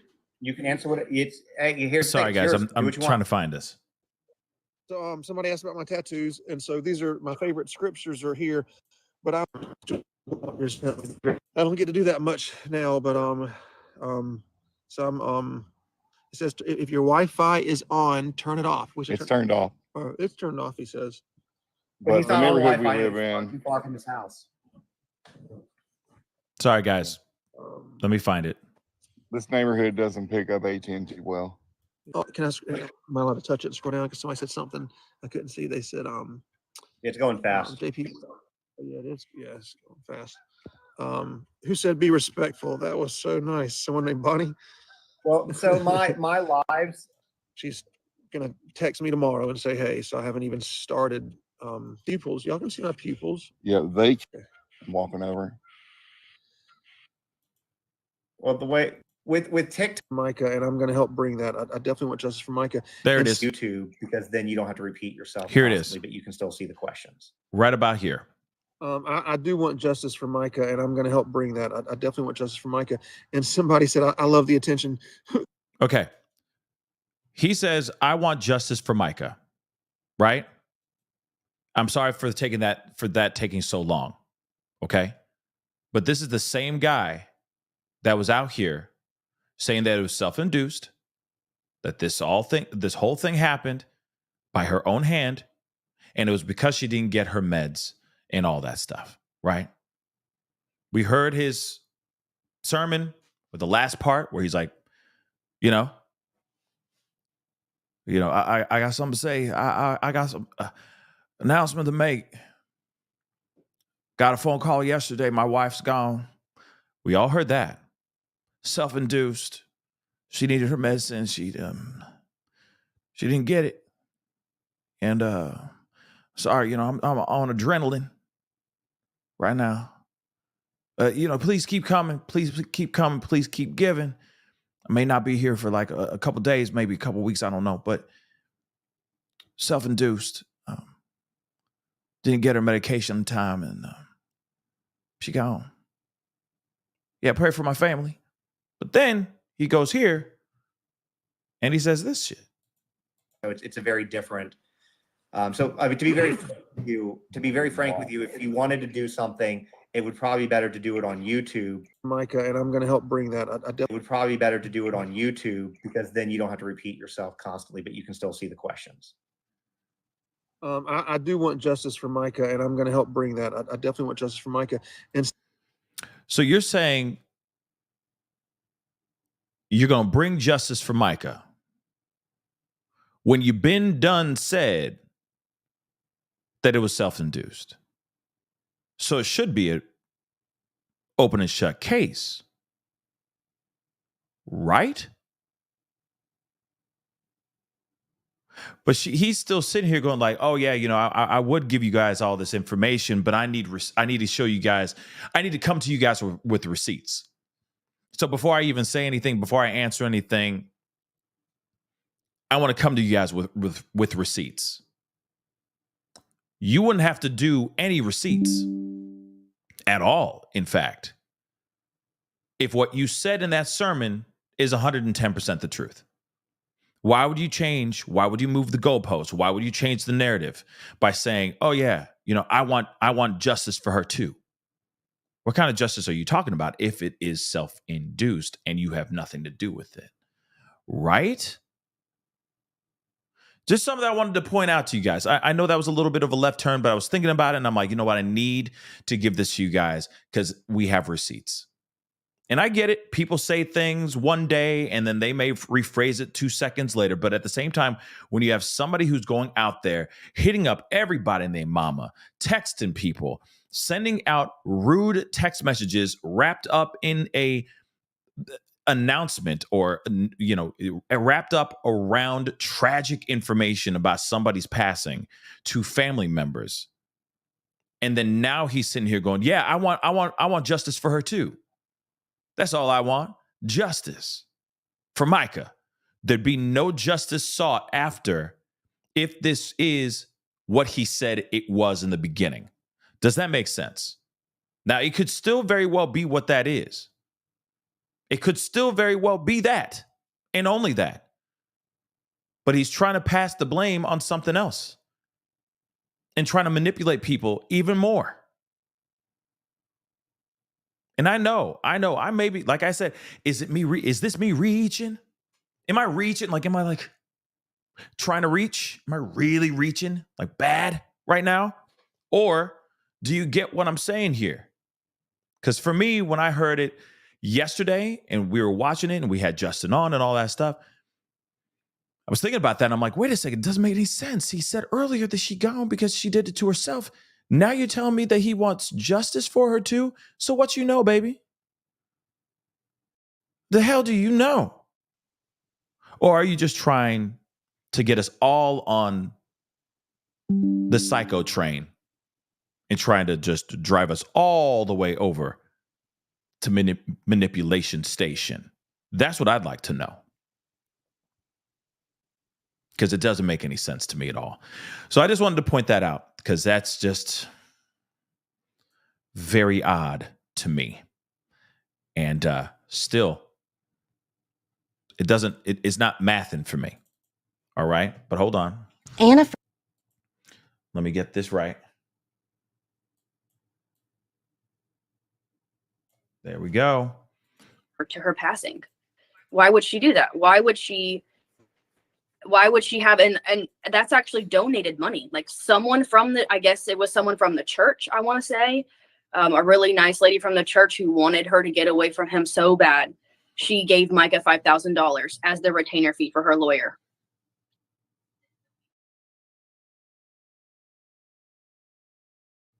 To just end their life.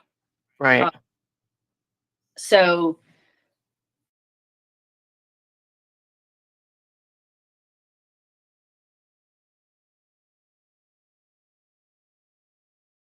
if there was ever a bullet in my head, it was John Paul. It wasn't me. She said those exact words to about 10 to 15 people.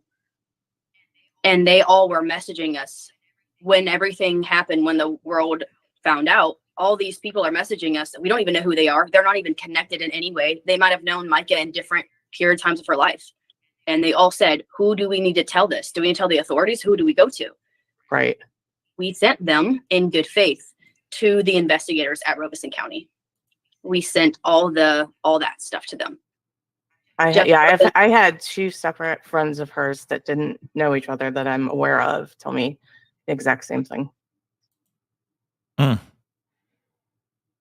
It's And they told us that it was, if they had interviewed everybody that. Hold on, I'm gonna roll that back because I see that there was a little bit of a frozen glitchy thing. So I'm gonna roll that back a few seconds, guys, just so you guys know.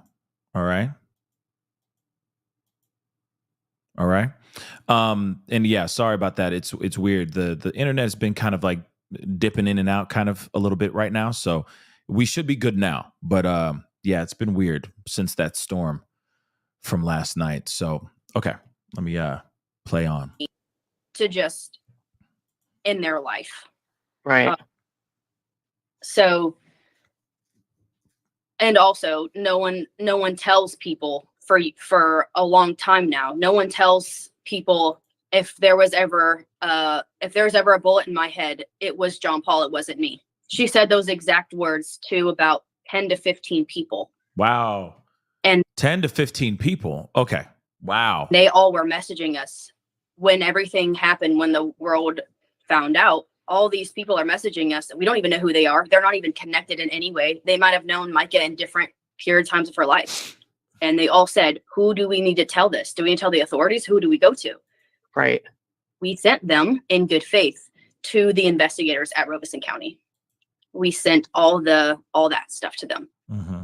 I had 2 separate friends of hers that didn't know each other that I'm aware of tell me the exact same thing. So what's crazy to me, right, is that she was saying this to many people. Now we're hearing that it wasn't just to Sierra or to her dad or her other family members. She told this to other people, guys. That she said, if there's a bullet in my head, it is not done by me. It is done by JP. Now, one thing I will say, and again, this might be me reaching here, but what if she said that because, how do I explain this? In a metaphorical sense. And I know this is probably me reaching, but there's a bullet in my head. It wasn't done by me. It was done by JP. Think about that for a second. Now, I know that sounds very poetic when you flip it around and all that and make it seem like, okay, yeah, she's literally physically putting the bullet in her head. You know what I mean? But it's not done by her. It's by him because of what he's done to her. You see what I'm saying? She got pushed to the edge and it's because of him. That could be what she was saying. That could literally be what she's saying in a metaphorical sense. Something to think about. I mean, like I said, that's probably me reaching, but it is a theory nonetheless. And the fact that she keeps saying it to all of her friends and people that are around her and all that, maybe she was saying that. Maybe she did have plans on doing something so unthinkable to herself, but it's all because this man drove her to this place. Let's continue. It's Crazy though. They told us that it was, if they had interviewed everybody that we told them was important on this, that it basically would take too long. That's disappointing. They only wanted to interview 2 of our family members. And we also obviously have a big family, but not to mention, did they only enter 2 of our family members? They obviously didn't interview the people that found her belongings, or it's just one thing after another. Do you think that there will be an outside investigation into the circumstances of her death? I think it got so much attention that they were forced. I think other authorities were forced to be like, this is a really important case. A lot of people had been wanting to send John Paul and the church all of the financial mess, all of John Paul's allegations from 20 years ago that he was addicted to prostitutes, underage females, just all the abuse that Micah had went through. A lot of people wanted to report him for that, and Micah told them all no. I also want to remind you, he also tried to run somebody over, another woman with his car. There's some aggravated and all that too. So let's not forget all those things too. Now, I know nobody's perfect. But at the same time, that's a very interesting past, and that could be very dangerous. Especially if you don't have somebody who's changing their ways, right?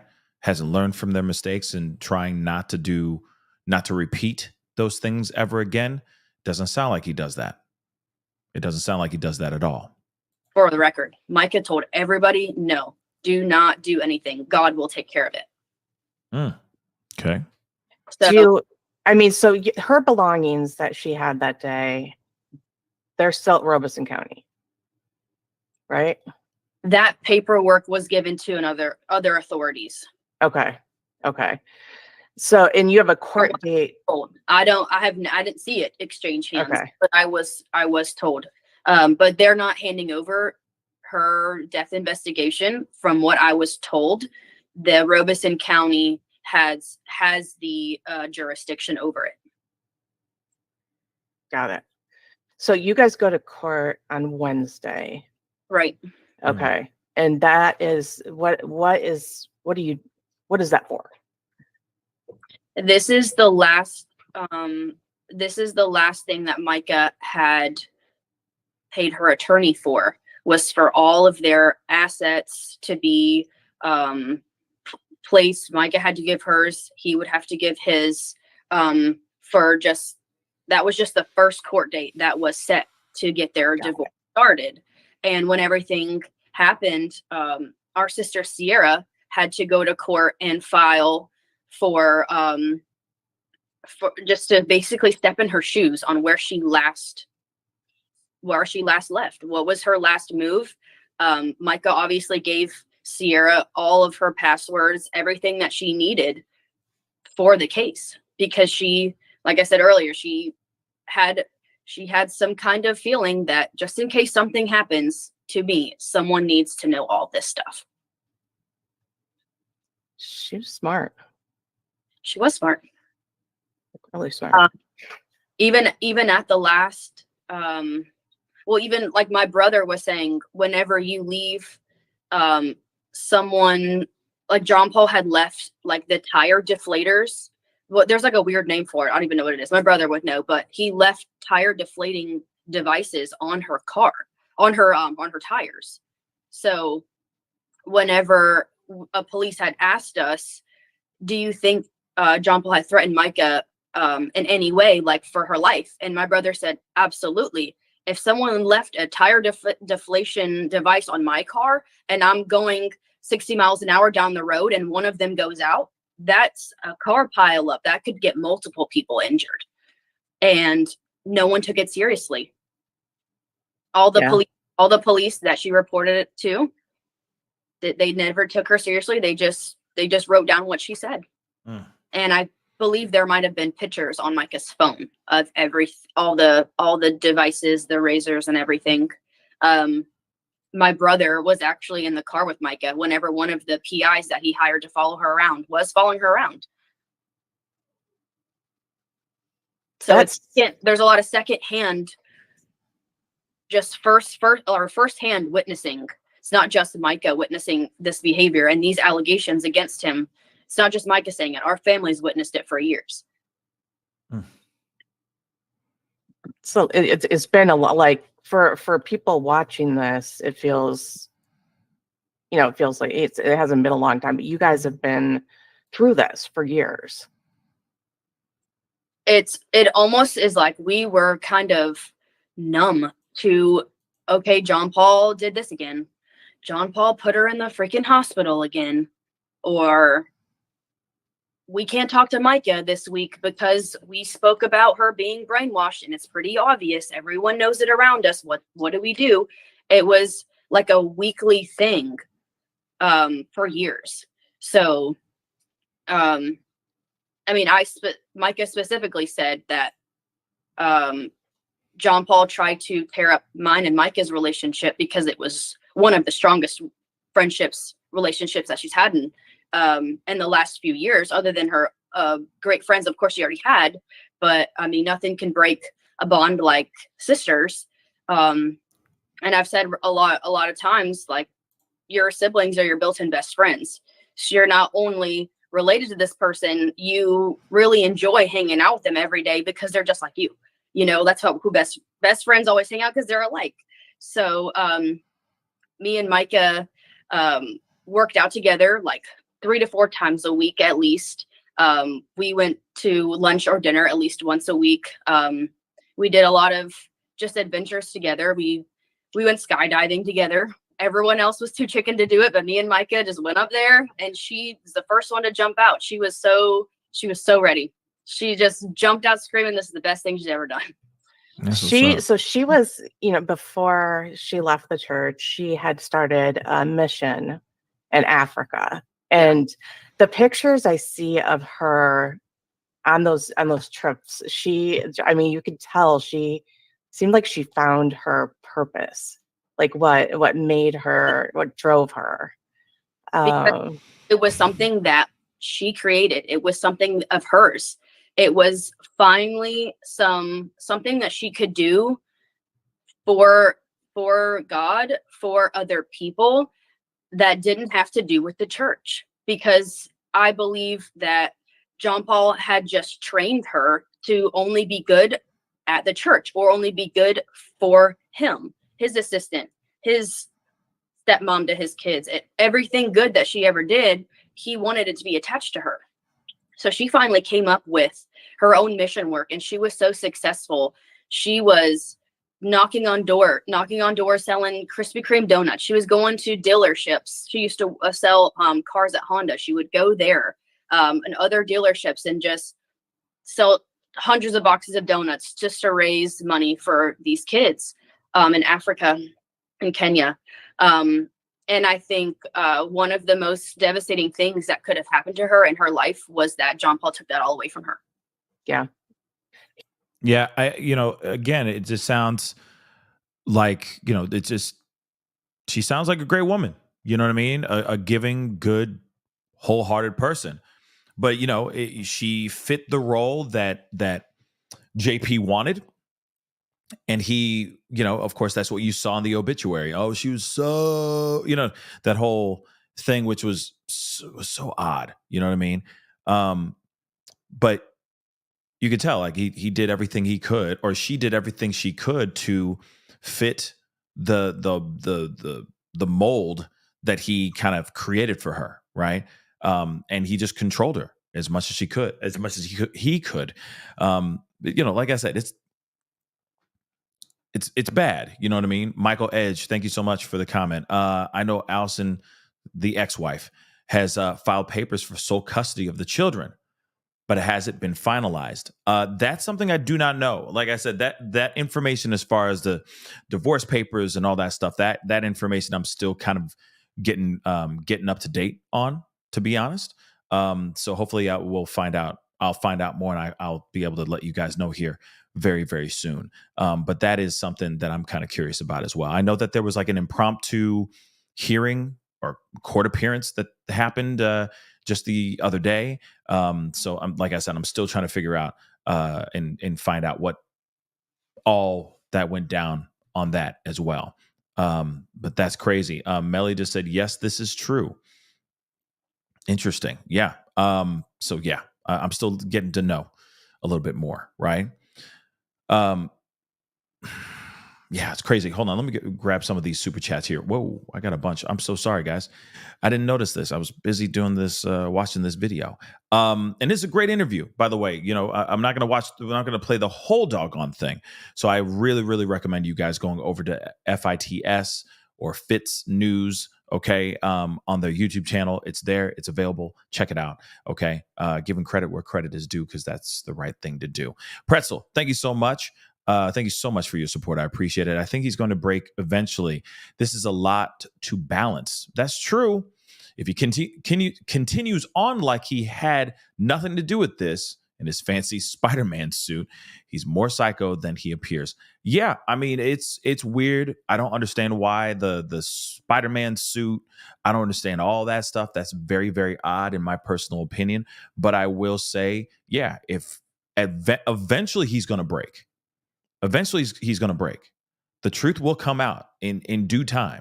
Trust and believe. It will come out. Mimi, thank you so much for the super sticker. Tired, what's up? Hello again. Micah's sister pulled a Kendrick Lamar. Don't tell no lies about me, and you won't. And I won't tell truths about you. Facts, though. Hard facts. All right. Hard facts, right? And yeah, it's bad. This whole thing's very, very crazy. Keeps getting crazier and crazier. Melly, thank you so much for gifting 1 membership. I really do appreciate it. Thank you so very much. And that person, whoever just got gifted that, please do me a favor. Since she just gave you some positivity, something very kind and giving, all I ask is for you to pay it forward. Buy somebody some coffee, buy somebody a drink, open a door for somebody, call your mama and tell her that you love her. You know what I'm saying? Or even as simple as just sharing the love by gifting somebody else in the chat a membership. That's all I ask. You know what I mean? You don't have to do it for me. It's all good. All I'm saying, that's why I'm saying go buy somebody a cup of coffee, open a door for somebody, tell somebody that they look good. You know what I'm saying? Whatever it may be, give somebody a compliment today. That would be dope as hell. All right. Alexander, thank you so much. I appreciate it. JP did all these horrendous things and called himself a pastor, shaking my head. Yes, I know, right? That's some crazy stuff, Alexander. Like, real talk, you got people out here that are straight up, right? It's insane to me, okay? S-Dubs, what's up? Thank you so much. Micah's Law Petition. Oh, I haven't seen this, so I'm gonna have to find that really quick in the chat. Or can you, S-Dubs, repost it in the chat real quick? And then I can pull this up and we can all look at that here after we get done with another chunk of this interview. And like I said, I'm not playing this whole thing, but I definitely recommend you guys going and checking it out. All right. I think this reporter did a really great job getting this interview and just letting Anna talk, just asking a few questions and just letting Anna let her rip. Right. Hold on real quick. Let me make sure. Let me make sure I got that. Boom. I got it. So thank you, S-Dubs. I appreciate it. I'm going to be taking a look at that here in a second. Kimberly in Japan, thank you so much for gifting 5 memberships. And like I said, see, I love the positivity. Sharing is caring and all that stuff. Please, guys, go. Share the love. Share the love. Share the wealth of positivity, okay? And welcome to the family, all new 5 members. I really do appreciate it, okay? But let's continue on. We're only going to play a little bit more of this, so let's rock and roll. I saw an email that he wrote her that he was using it as a weapon. Well, that's just his MO. That's just what he does. He uses something that's really important to you and leverages it against you. So she had found, I mean, look to me, when we talked before, she had made a decision to continue the mission in some way after they left, after she left. And she was making plans for that. She was. So, unfortunately, after she had been brought to the mental hospital under her own will, she realized, and she was cleared, by the way. She was cleared by every psychiatric person in that place. And even Faith Green is the person at that hospital that signed for her to be in and was one of also John Paul's victims in a way. He was basically telling her, she's sick, she needs help, And I mean, that's just what John Paul does. He forces someone to believe what he wants them to believe. And so she was one of those people. And at the end of that weekend where she was examined, and I'm pretty sure Faith Green apologized for it and said that she should have never been in there. Everyone cleared her. She's completely sane. Whenever she was in that hospital, that's whenever John Paul stole her car, her wallet, her purse, everything that she had that she thought she was hers. Now in John Paul's eyes was marital property, even her purse. So whenever she got out, our family was trying, even while she was in, she actually sent my brother to her house. Go get the keys to my car. Go get my purse. Go get like a bag of clothes for me, please. When I get out of here, I'm obviously not going home. And my brother was turned away by John Paul, saying everything in this house is marital property. I'm not giving you anything. And even when she got out, he still didn't give her anything. She was using our phones to communicate with people. My brother had to bring her to the DMV. She had to get a whole new driver's license. She had to start her life over from scratch. The clothes on her back, what she walked out of the hospital with. That's Crazy. what she started over with. So that old lady, Diana, that she had lived with, John Paul started moving all of her stuff to Diana's house while she was still in mental hospital. But only a few things. It was like only it's crazy that I'm even like, everything kind of comes back as we talk. But my mom had mentioned while we were going through all Micah's stuff, obviously, my mom was like, where is all of her nice clothes? I only see like sweatpants, t-shirts. And we were like, this is just what John Paul let her have. All of her nice things. She actually, while they were still, while she was getting away from him, after everything happened, she had purchased an ice bath machine. She was like really into the health benefits. And she actually convinced me to do it. It's like 40 degrees in this ice bath. It's really crazy. But that was also being taken out of her card every single month, even though she wasn't able to use it. She asked John Paul for it, and he actually had his friend, Mark Kaufman, post it on his Facebook for sale. And I confronted Mark, and I'm like, why are you posting all this stuff? And he just says, everything John Paul's ever done bad, I tell him he shouldn't do it, but he still is by his side. After all that has came out about what he's done, he still has a few set of people who will follow and do whatever he says. Why that is, I could only imagine he has dirt on them, and that's the only reason why someone would ever have a friend that does this much damage. Why would you even want your name associated with someone this horrible? They just, I think it's another Micah. It's another brainwashed person by John Paul that is just going with the flow. Being manipulated. People that wanted to leave the church, that had raised an eyebrow to a lot of things happening, they would go to the elders of the church or John Paul and say, like, what's going on here? We can see people are talking, people are leaving the church, what's going on?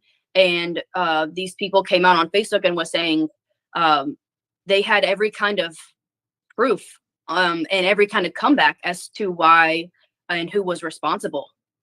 They said Micah was mentally unstable and that her family was the cause of the division. And that's what everyone was told that came up. And they were either given the choice to believe what they're saying or just leave the church. Like, you've never done anything for this place, never helped out, never served, never given your time, your effort, your energy, your money. Just leave. Like, I've never met you. I've never known you. Unless you believe what I tell you and you keep doing what you're doing silently. Isn't that crazy? It's like, okay, if you're not team JP, you out the door. If you're not team Solid Rock Church, because, you know, obviously he is Solid Rock Church, you know what I mean? It's all one and the same. Then you can kick rocks. Be gone. We got better things to do than to deal with you if you're not going to be on my team. Okay. That's pretty crazy. But I also will say that I wouldn't expect if you heard or learned about any of the things that Micah was going through during the time that she was still on this planet above ground. I wouldn't expect you to stay at that church. Why would you even stay at that church? You see what I'm saying? So trust me, the fact that it's like, oh, if you're going to help her, then you can kick rocks. It's like, man, I was about to leave anyway. Deuce's mother, you know what I mean? Like I'm out, man. I'm not trying to be nice to you. I'm not going to support you if I know all the horrendous things that you did to Micah. Man, I'm out, man. You didn't even need to say that. You know what I mean? It's like that whole thing of somebody saying like, I quit, and they say you fired at the same time. It's like, man, I already quit. I've been quit. I'm done. Bye. Same thing. Oh, you don't support me, then you can, don't let the door hit you where it splits you. Really? Man, I was already about to leave in the first place. I just came to get some of my money back. You know what I mean?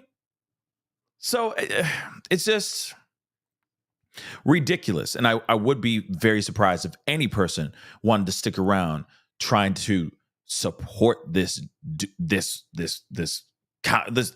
church or this person, because obviously Solid Rock Church is him and he is Solid Rock. You see what I'm saying? So I don't know. It's pretty crazy.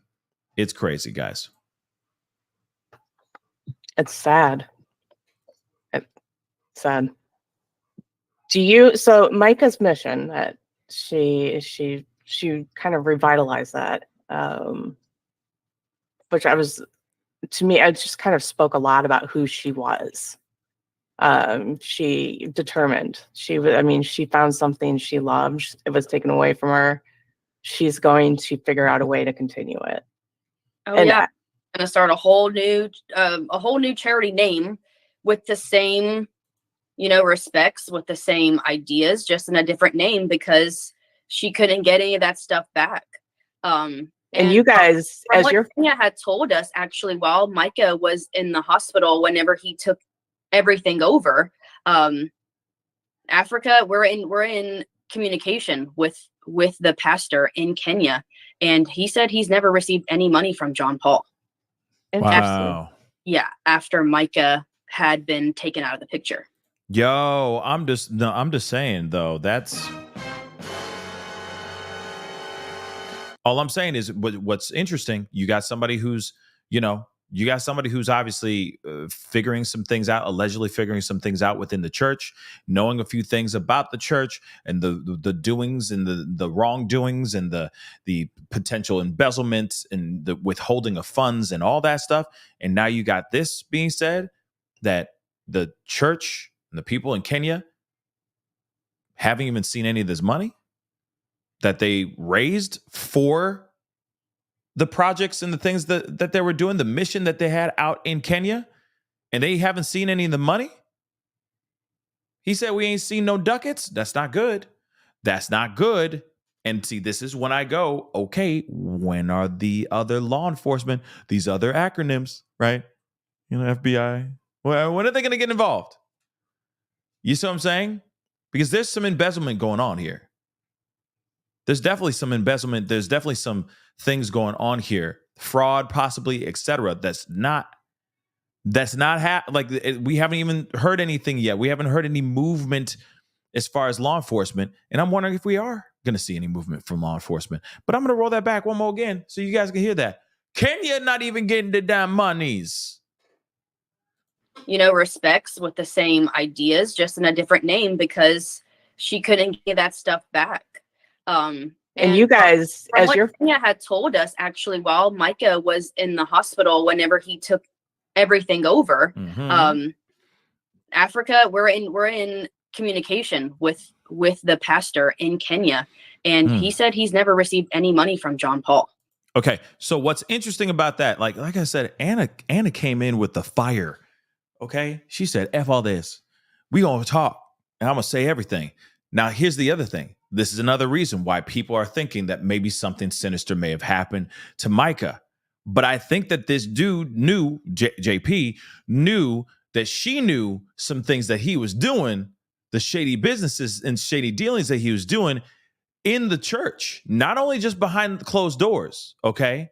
not only just behind closed doors, but behind that veil, behind the cloth, behind the Bible, behind his preaching, that there could be some fraud. There could be more going on here. And I think she was about to unearth those things, or about to expose that ish and show that this man is bad. Is more than just bad. He's evil. He's Diablo. All right. And then, of course, I think he pushed her to the point where she could not do it no more. And maybe he outran her. Does that make sense? Like this marathon of BS, this torment, all the stuff that she went through, she just could not hold up. But this man has done everything from, I think, there's some things going on in that church. And it's more than just S-A, A, R, the plying of party favors against a person's will, making them be a party to these freak offs that he's conducting himself. All right. Basically, she's the Cassie to his Diddy. Real talk. It really is like that. But I think that there's more financial going on with the church. And we've heard these things many times before with a lot of these pastors, a lot of these televangelists, how they will, give a couple, but then, shave off a bunch for themselves. Some of them stuff them in walls of their church. Joel Osteen, that's a whole other conversation in itself. Look it up. It's true. Okay, we've talked about it before. But like I said, I think there's more that she knew, that she was about to blow the lid off that doggone church. But then he just rode her hard and just did some aggressive harassment, aggressive manipulation where she snapped. That's just my theory. But still, the fact that this church this organization and the people of Kenya have not in this mission that they're working on, this school that he apparently is building out there, they haven't even received any of the monies. That's a big problem, y'all. Interesting.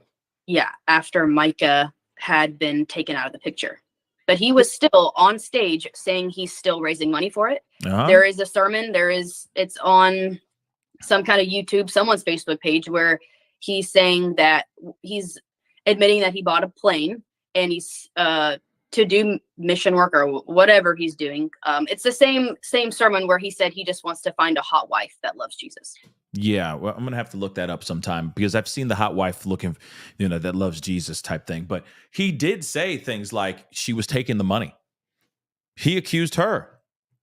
There's police reports, of course, as well, where he's accusing her of taking the monies, taking that said money, Venmo or CashApp, some sort of online, money retrieving application, that she was taking the money and all that. He even said that in a sermon. He's like, she took all the money. Well, I'm out here building a school for kids in Kenya. You know what I mean? And they're like, oh, the congregation just kind of gasps in unison. You know what I mean? Like, he was out here manipulating and saying certain things. Now, was she taking that money? Like, they explained that it was like she fronted money, so she wanted that money back, and I'm sure she was trying to get that money that she fronted so she can go and emancipate herself, free herself from the clutches of this monster. But that's what they kind of explained. But he was out here in the pulpit, just talking ill on his wife's name. Period. Point blank. Right? Interesting. Oh yeah, I've seen that one a couple times. So he also said that he was still taking after the mission that Micah had left. Whenever he had the police forcibly take her to the mental hospital and never gave her anything back, he told all the church that Micah had just up and left. And don't talk to her family. Every time something like this situation happens, he put all I wonder if this was about 2 years ago. He put all of Micah's friends in a group chat, I think the first time she went into the hospital, and said, don't trust any of Micah's sisters. All of her friends were in a group chat saying, don't trust the family and don't talk to them either. Wow. So every time Micah, he was isolating Micah in a facility or with someone from the church, he was putting everyone in group chats with each other, obviously with not Micah in it. Wow. Okay. Like I said, how is this man even a pastor? Like he ratchet. Okay. This dude ratchet. That's all I'm going to say. Continue enjoying the conversation. He was saying, don't trust her family and don't talk to them. So with her charity being taken away, super devastating to her. She was going to overcome that from what we all understood. She was going to start a new one. And we're going to have to find like a new church that needs help. And honestly, with the donations that everyone's giving to the GoFund, they're helping us be able to fight John Paul in court. He actually sent another paperwork to our lawyers saying that he wants to take us to court, to the probate court, like something we had already done. Like we already had gotten another probate lawyer involved other than our civil lawyer. So again, he wants us to bill another probate lawyer for something else, to fight for something else of Micah's, whatever it may be. He just wants to keep us hurting financially because he thinks that's where he can get us. He knows that none of us have $5,000 weekly to give to a lawyer. So, and unfortunately, the church, so he's just using the church's money or however he's getting this financial backing just to drain, trying to drain us that way. But luckily, we're like super blessed with everybody that has been like reaching out to us. It's our GoFund account has been shared to thousands of people. Everyone has been so great. The whole family is like completely overwhelmed with how much support we're getting. Even if it isn't financially, people just prepped us a meal, gave us like 3 cases of water for like the 25 family members that came to town for her memorial. We're really grateful that everyone came together. People that didn't even know Micah, they're just their daughter or son, I don't remember which one, but the family that had just started the Justice for Micah t-shirts, I met with them and they were like, just so you know, like we just saw Micah like one time in passing and our child was just very fond of them. Micah had left a really good impression on our child. And we knew that something was wrong with John Paul from a long time ago. And we just wanted to help you guys out. And it's just, they're selling t-shirts from their small business. Like they have a screen printing company here locally in Myrtle Beach. And even they're opening up an ice cream store nearby too soon. And they want to have a flavor of ice cream and color of purple for Micah, and all the donations from that ice cream are going to give to the family as well. That's dope. That's really amazing. And it's amazing that Micah's story has reached out and is affected, has touched so many people, right? I mean, obviously, all you guys that are watching the show right here, you know what I mean, on this platform and on other platforms and on other channels as well. Shows to a lot of us, right? How big your hearts are, and I think that's really just something unique and amazing. And it's truly someone like Micah is truly speaking from beyond. That's what I really do think, that she's really speaking from beyond here. It's wild because I've seen it in movies. You know what I'm saying? Like what's that movie? Man, it's in my head. I just don't remember the name of it. Oh, that's going to kill me. Hold on. 2 seconds, guys. And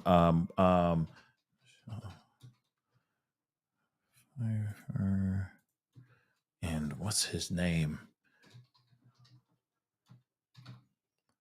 What Lies Beneath.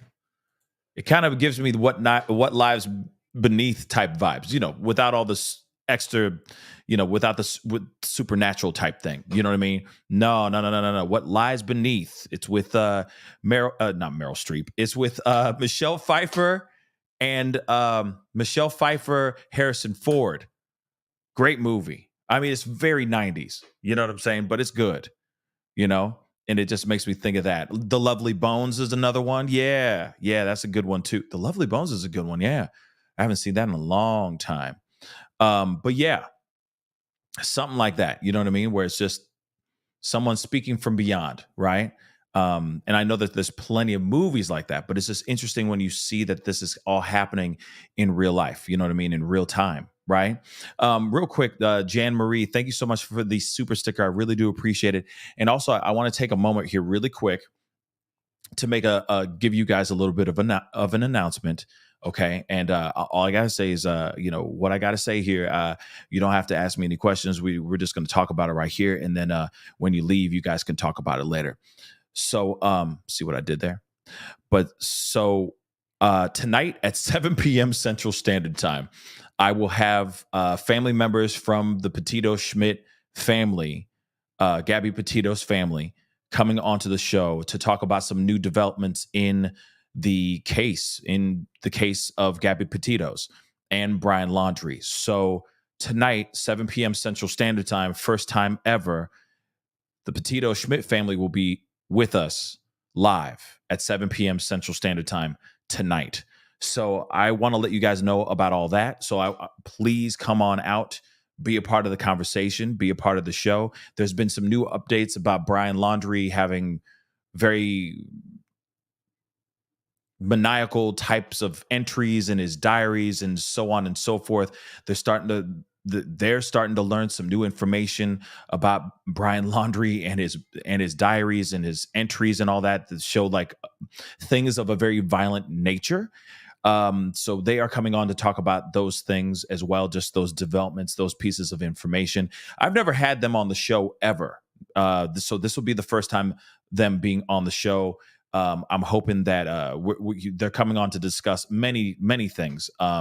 But at the same time, I'm hoping that they'll come on to the show and then we'll have another conversation in full with everything about the Gabby Petito case in general in its entirety. But there are two main things that we're going to be talking about tonight. And so, of course, if you guys are interested and wanted to hear their 2 cents on the new updates in that case revolving around Brian Laundrie, they are going to be talking about that. And then, of course, we have a much bigger piece that we are going to be talking about on the show, which, of course, you show up and we will talk about it then. I'm not going to give it away right now, but be sure to tune in tonight at 7 p.m. Central Standard Time. We will be having the Petito Schmidt family on the show to talk about the new developments in the Gabby Petito case tonight, 7 p.m. Central Time, right here on the Pascal Show. Okay, so that would be 8 p.m. Eastern Standard Time for you guys, or 5 p.m. Pacific, if I'm correct. So just so you guys know, all right, 7 p.m. Central Standard Time tonight, right here. Okay, so be on the lookout for that. All right, yeah, I said 7:30. I did say 7:30. Okay, Carbonized, thank you so much for listening. That's just you listening. I appreciate that. How dare you? And hey, Trace, if it's too late for you, you can always watch the replay. It'll still be up. Okay. So just be on the lookout for that, because that's going to be a big conversation for sure. Okay. We're not done yet. The show ain't done yet. I was just giving you guys the update. So don't leave yet. All right. We still got a little bit more that I'm going to play here, but I just wanted to give you guys the update before, before it gets too late and I forget. Right. But 7 p.m. Central Standard Time tonight, right here on the Pascal Show. All right. Oh, that is wonderful. And I'm like, I know it's wonderful that they're coming onto the show.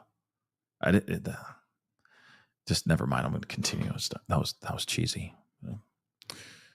Lo siento. all because Micah was nice to their child. Well, I mean, I hear that from a lot of people that knew her and a lot of people that just met her in passing. One of my friends who lives in Myrtle Beach, she waited on our tables a couple of times. And she said, yeah, I remember. I remember thinking, how bright her smile was. So I think she impacted a lot of people, and I think she's going to continue to impact people. Do you think that there's a potential for you guys to push for some change in how situations that Micah, like what Micah was dealing with, are handled? Yeah, actually, a lot of people, I'm not sure who started it, but they were petitioning for Micah's law. There's going to be a name. They're petitioning for a law to be named after her for anyone going through anything similar to what she's going through, to be able to have a law backing why this should never happen again. Any kind of signs of all of this duress, the police should be accountable for just brushing her off. Right. There's dozens of police reports involving Micah and Paul over these past years, and nothing was ever done because they're married. I started doing research on after this, because I was like, why was nothing done, and why is this investigation being, why does it look like it doesn't make sense? And California, they're proposing a law where there is, if there is a unattended death of a person who has been the victim of domestic violence, that there is required to be an autopsy. The investigation, if the family outside of the husband has a right to the investigative results. And I think it's important. And I think, the family in that law, if it were to be passed, would have the option of requesting a secondary independent investigation. And I think that stuff like that people don't understand how tied your hands can be in situations like this as our family. Real quick, somebody just asked, this is Jennifer Wood, if I'm correct. Jennifer Wood. Hold on. I'm just making sure I'm not crazy. Yes, Jennifer Wood with FITS News. And I think she did a really great job. You know what I mean? Like I said, she just kind of let her speak. Just asked her some questions and just let Anna just kind of drop nothing but just knowledge bombs, right? Shocking information. I mean, I think the biggest thing, the biggest takeaway, obviously, is the title, right? She didn't have any mental health issues until she met JP. And I think that's a huge thing. Then on top of that, you have the possibility, the allegation of what she said, saying that JP is on medication for his own mental health issues, and which could very well be schizophrenia. That's some crazy stuff, right? So yes, I think Jennifer Wood of FITS. I don't know if it's Fitz News.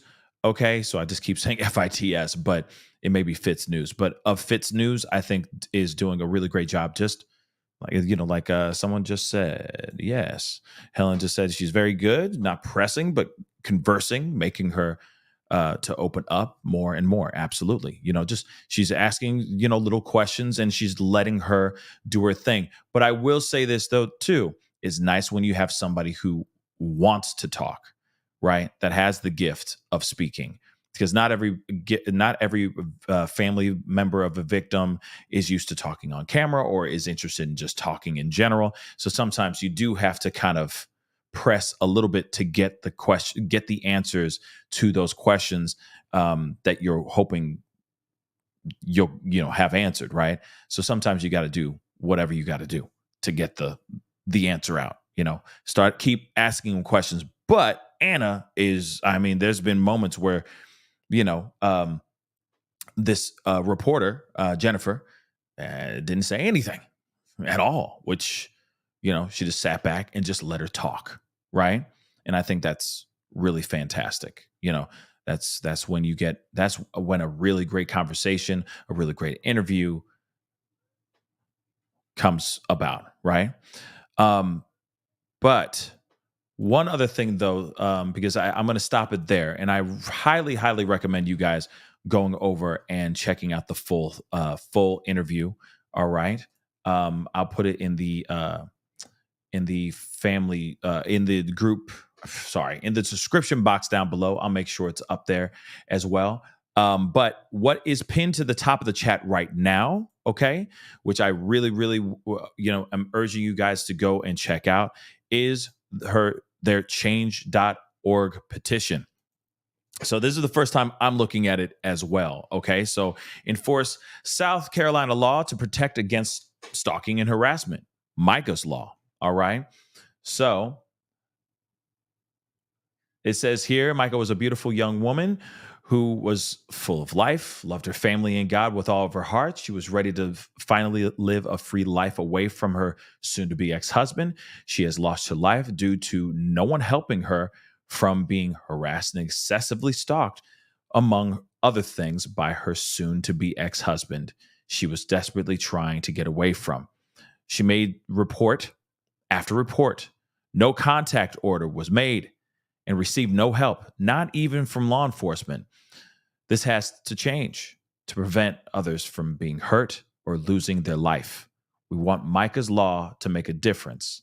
So stalking and harassment lead to bigger and more dangerous crimes. According to the National Center for Victims of Crime, 7.5 million people are stalked each year in the United States, with 61% of female victims being stalked by a current or former intimate partner. This is from the source National Center of Victims of Crime. South Carolina must enact stronger laws to protect women and others against persistent stalking, harassment, and threats. Now, of course, this is saying please sign this petition if you believe that everyone deserves protection from these dangerous behaviors. And of course, here it is. I mean, I'm looking at it for myself for the first time. I highly recommend you guys going and checking it out. The link is pinned to the top. Okay. Is a link. The link is pinned to the top of the chat. Okay. And of course, I say, please go check it out. And sign. Okay. I know some of you guys said, like retired EMT just said, I signed it the other day, which is amazing. You know what I mean? I think this is really amazing and really important. You know what I mean?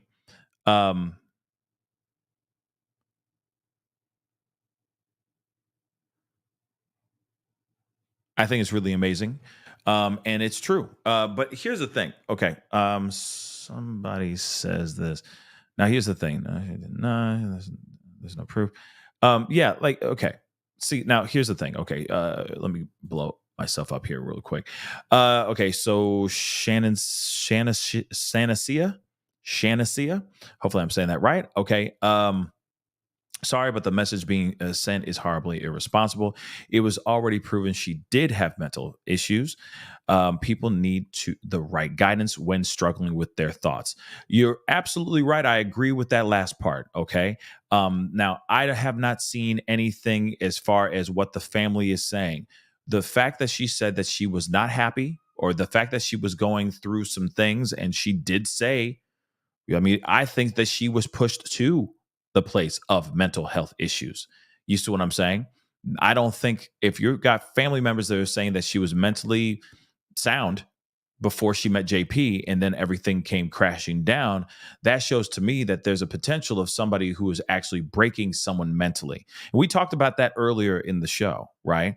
So the fact that the family is saying that she was good, mentally, she was mentally healthy until she met JP, that says something.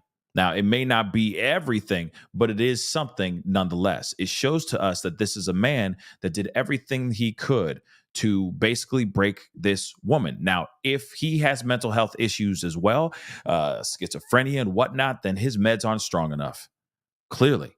Or he's not going and seeking the counseling that he needs as well. And he's putting that, whatever he's got going on within himself, he's projecting and putting that onto an innocent woman that just loved him dearly and wanted to praise the Lord and spread goodness through the word of the Lord. So to me, it's like this. Yes, there is signs of mental health, but I don't think that the mental health was started when she was a kid. It all happened at the hands of this man. That's what I believe. And then, of course, she's been pushed to the edge multiple times. And then right when she says, I want out, I want to be left alone, I want to be free, what happens? He's putting trackers on the car, flattening tires, people going up and including himself, harassing her at random times, at random places, acting a fool, posting photos of her in the nude on the social media, all these things and then some. Absolutely, absolutely crazy, and could push someone to the point where they just feel like they can't take it anymore. That can put some serious anxiety in somebody. All that stuff and then some. Okay, some people are built like, leather-like skin, right? Bulletproof. Nothing can touch me. I don't care. You can throw all this shade at me. I don't give a damn, right? But not everybody's built that way. Not everybody is, especially if you have somebody who keeps on knocking you down as many pegs as they can, as often as they can, to the point where they're seeping things into your brain, thinking that you're nothing without them. You can't achieve anything without them, so on and so forth. Imagine what was going on in this young woman's head. Imagine that. It's crazy. But then every single time that she was going out, and wanted to be free, he would pull the "she crazy" card and then shove her into a mental facility. That's crazy. But like I said, I'd love to see the documents from her therapist, the prescriptions that she's getting prescribed, who's prescribing them to her. Lithium, of all things, have mercy. I'm just saying, those are some serious things. And the fact that her sister even said in that interview, hey, by the way, she's telling everybody, hey guys, I'm taking my meds, just so you guys know, so that nobody thinks that I'm not taking my meds, so nobody thinks I'm crazy. She's taking the meds right in front of everybody. That's crazy too. That shows that she is so paranoid, and because of this man who has pushed her beyond. That says something about this guy. This says something about this guy, period. And it says something about this relationship that they had, the dynamics that were going on behind closed doors and even in that bedroom too. I think she got pushed way, way, way beyond the edge. And I pray, like I said, I'm praying for some sort of clarity and some sort of justice, because that's exactly what this woman needs. And this is exactly what the family needs too. Now, if they do this toxicology, because JP is waiting for this toxicology, right? He's waiting for this toxicology, allegedly. I think he's saying that because of all the pressure he's getting from the streets, because these streets are talking, right? But when he finds out that she took her meds or something like that, what he gonna do? What he gonna do? Just saying, if she took her medication, he can't sit there and go, "Oh yeah, she wasn't well. She didn't get her medication when she needed to get that medication. That's what happened. No. Trust me. You're gonna find out this toxicology is gonna come back. She's gonna have that medication in her body, and he ain't gonna say nothing after that. That's what I believe. If you had friends, if she had roommates going, "Hey, roomie, I'm showing you taking the medication, so I have a witness."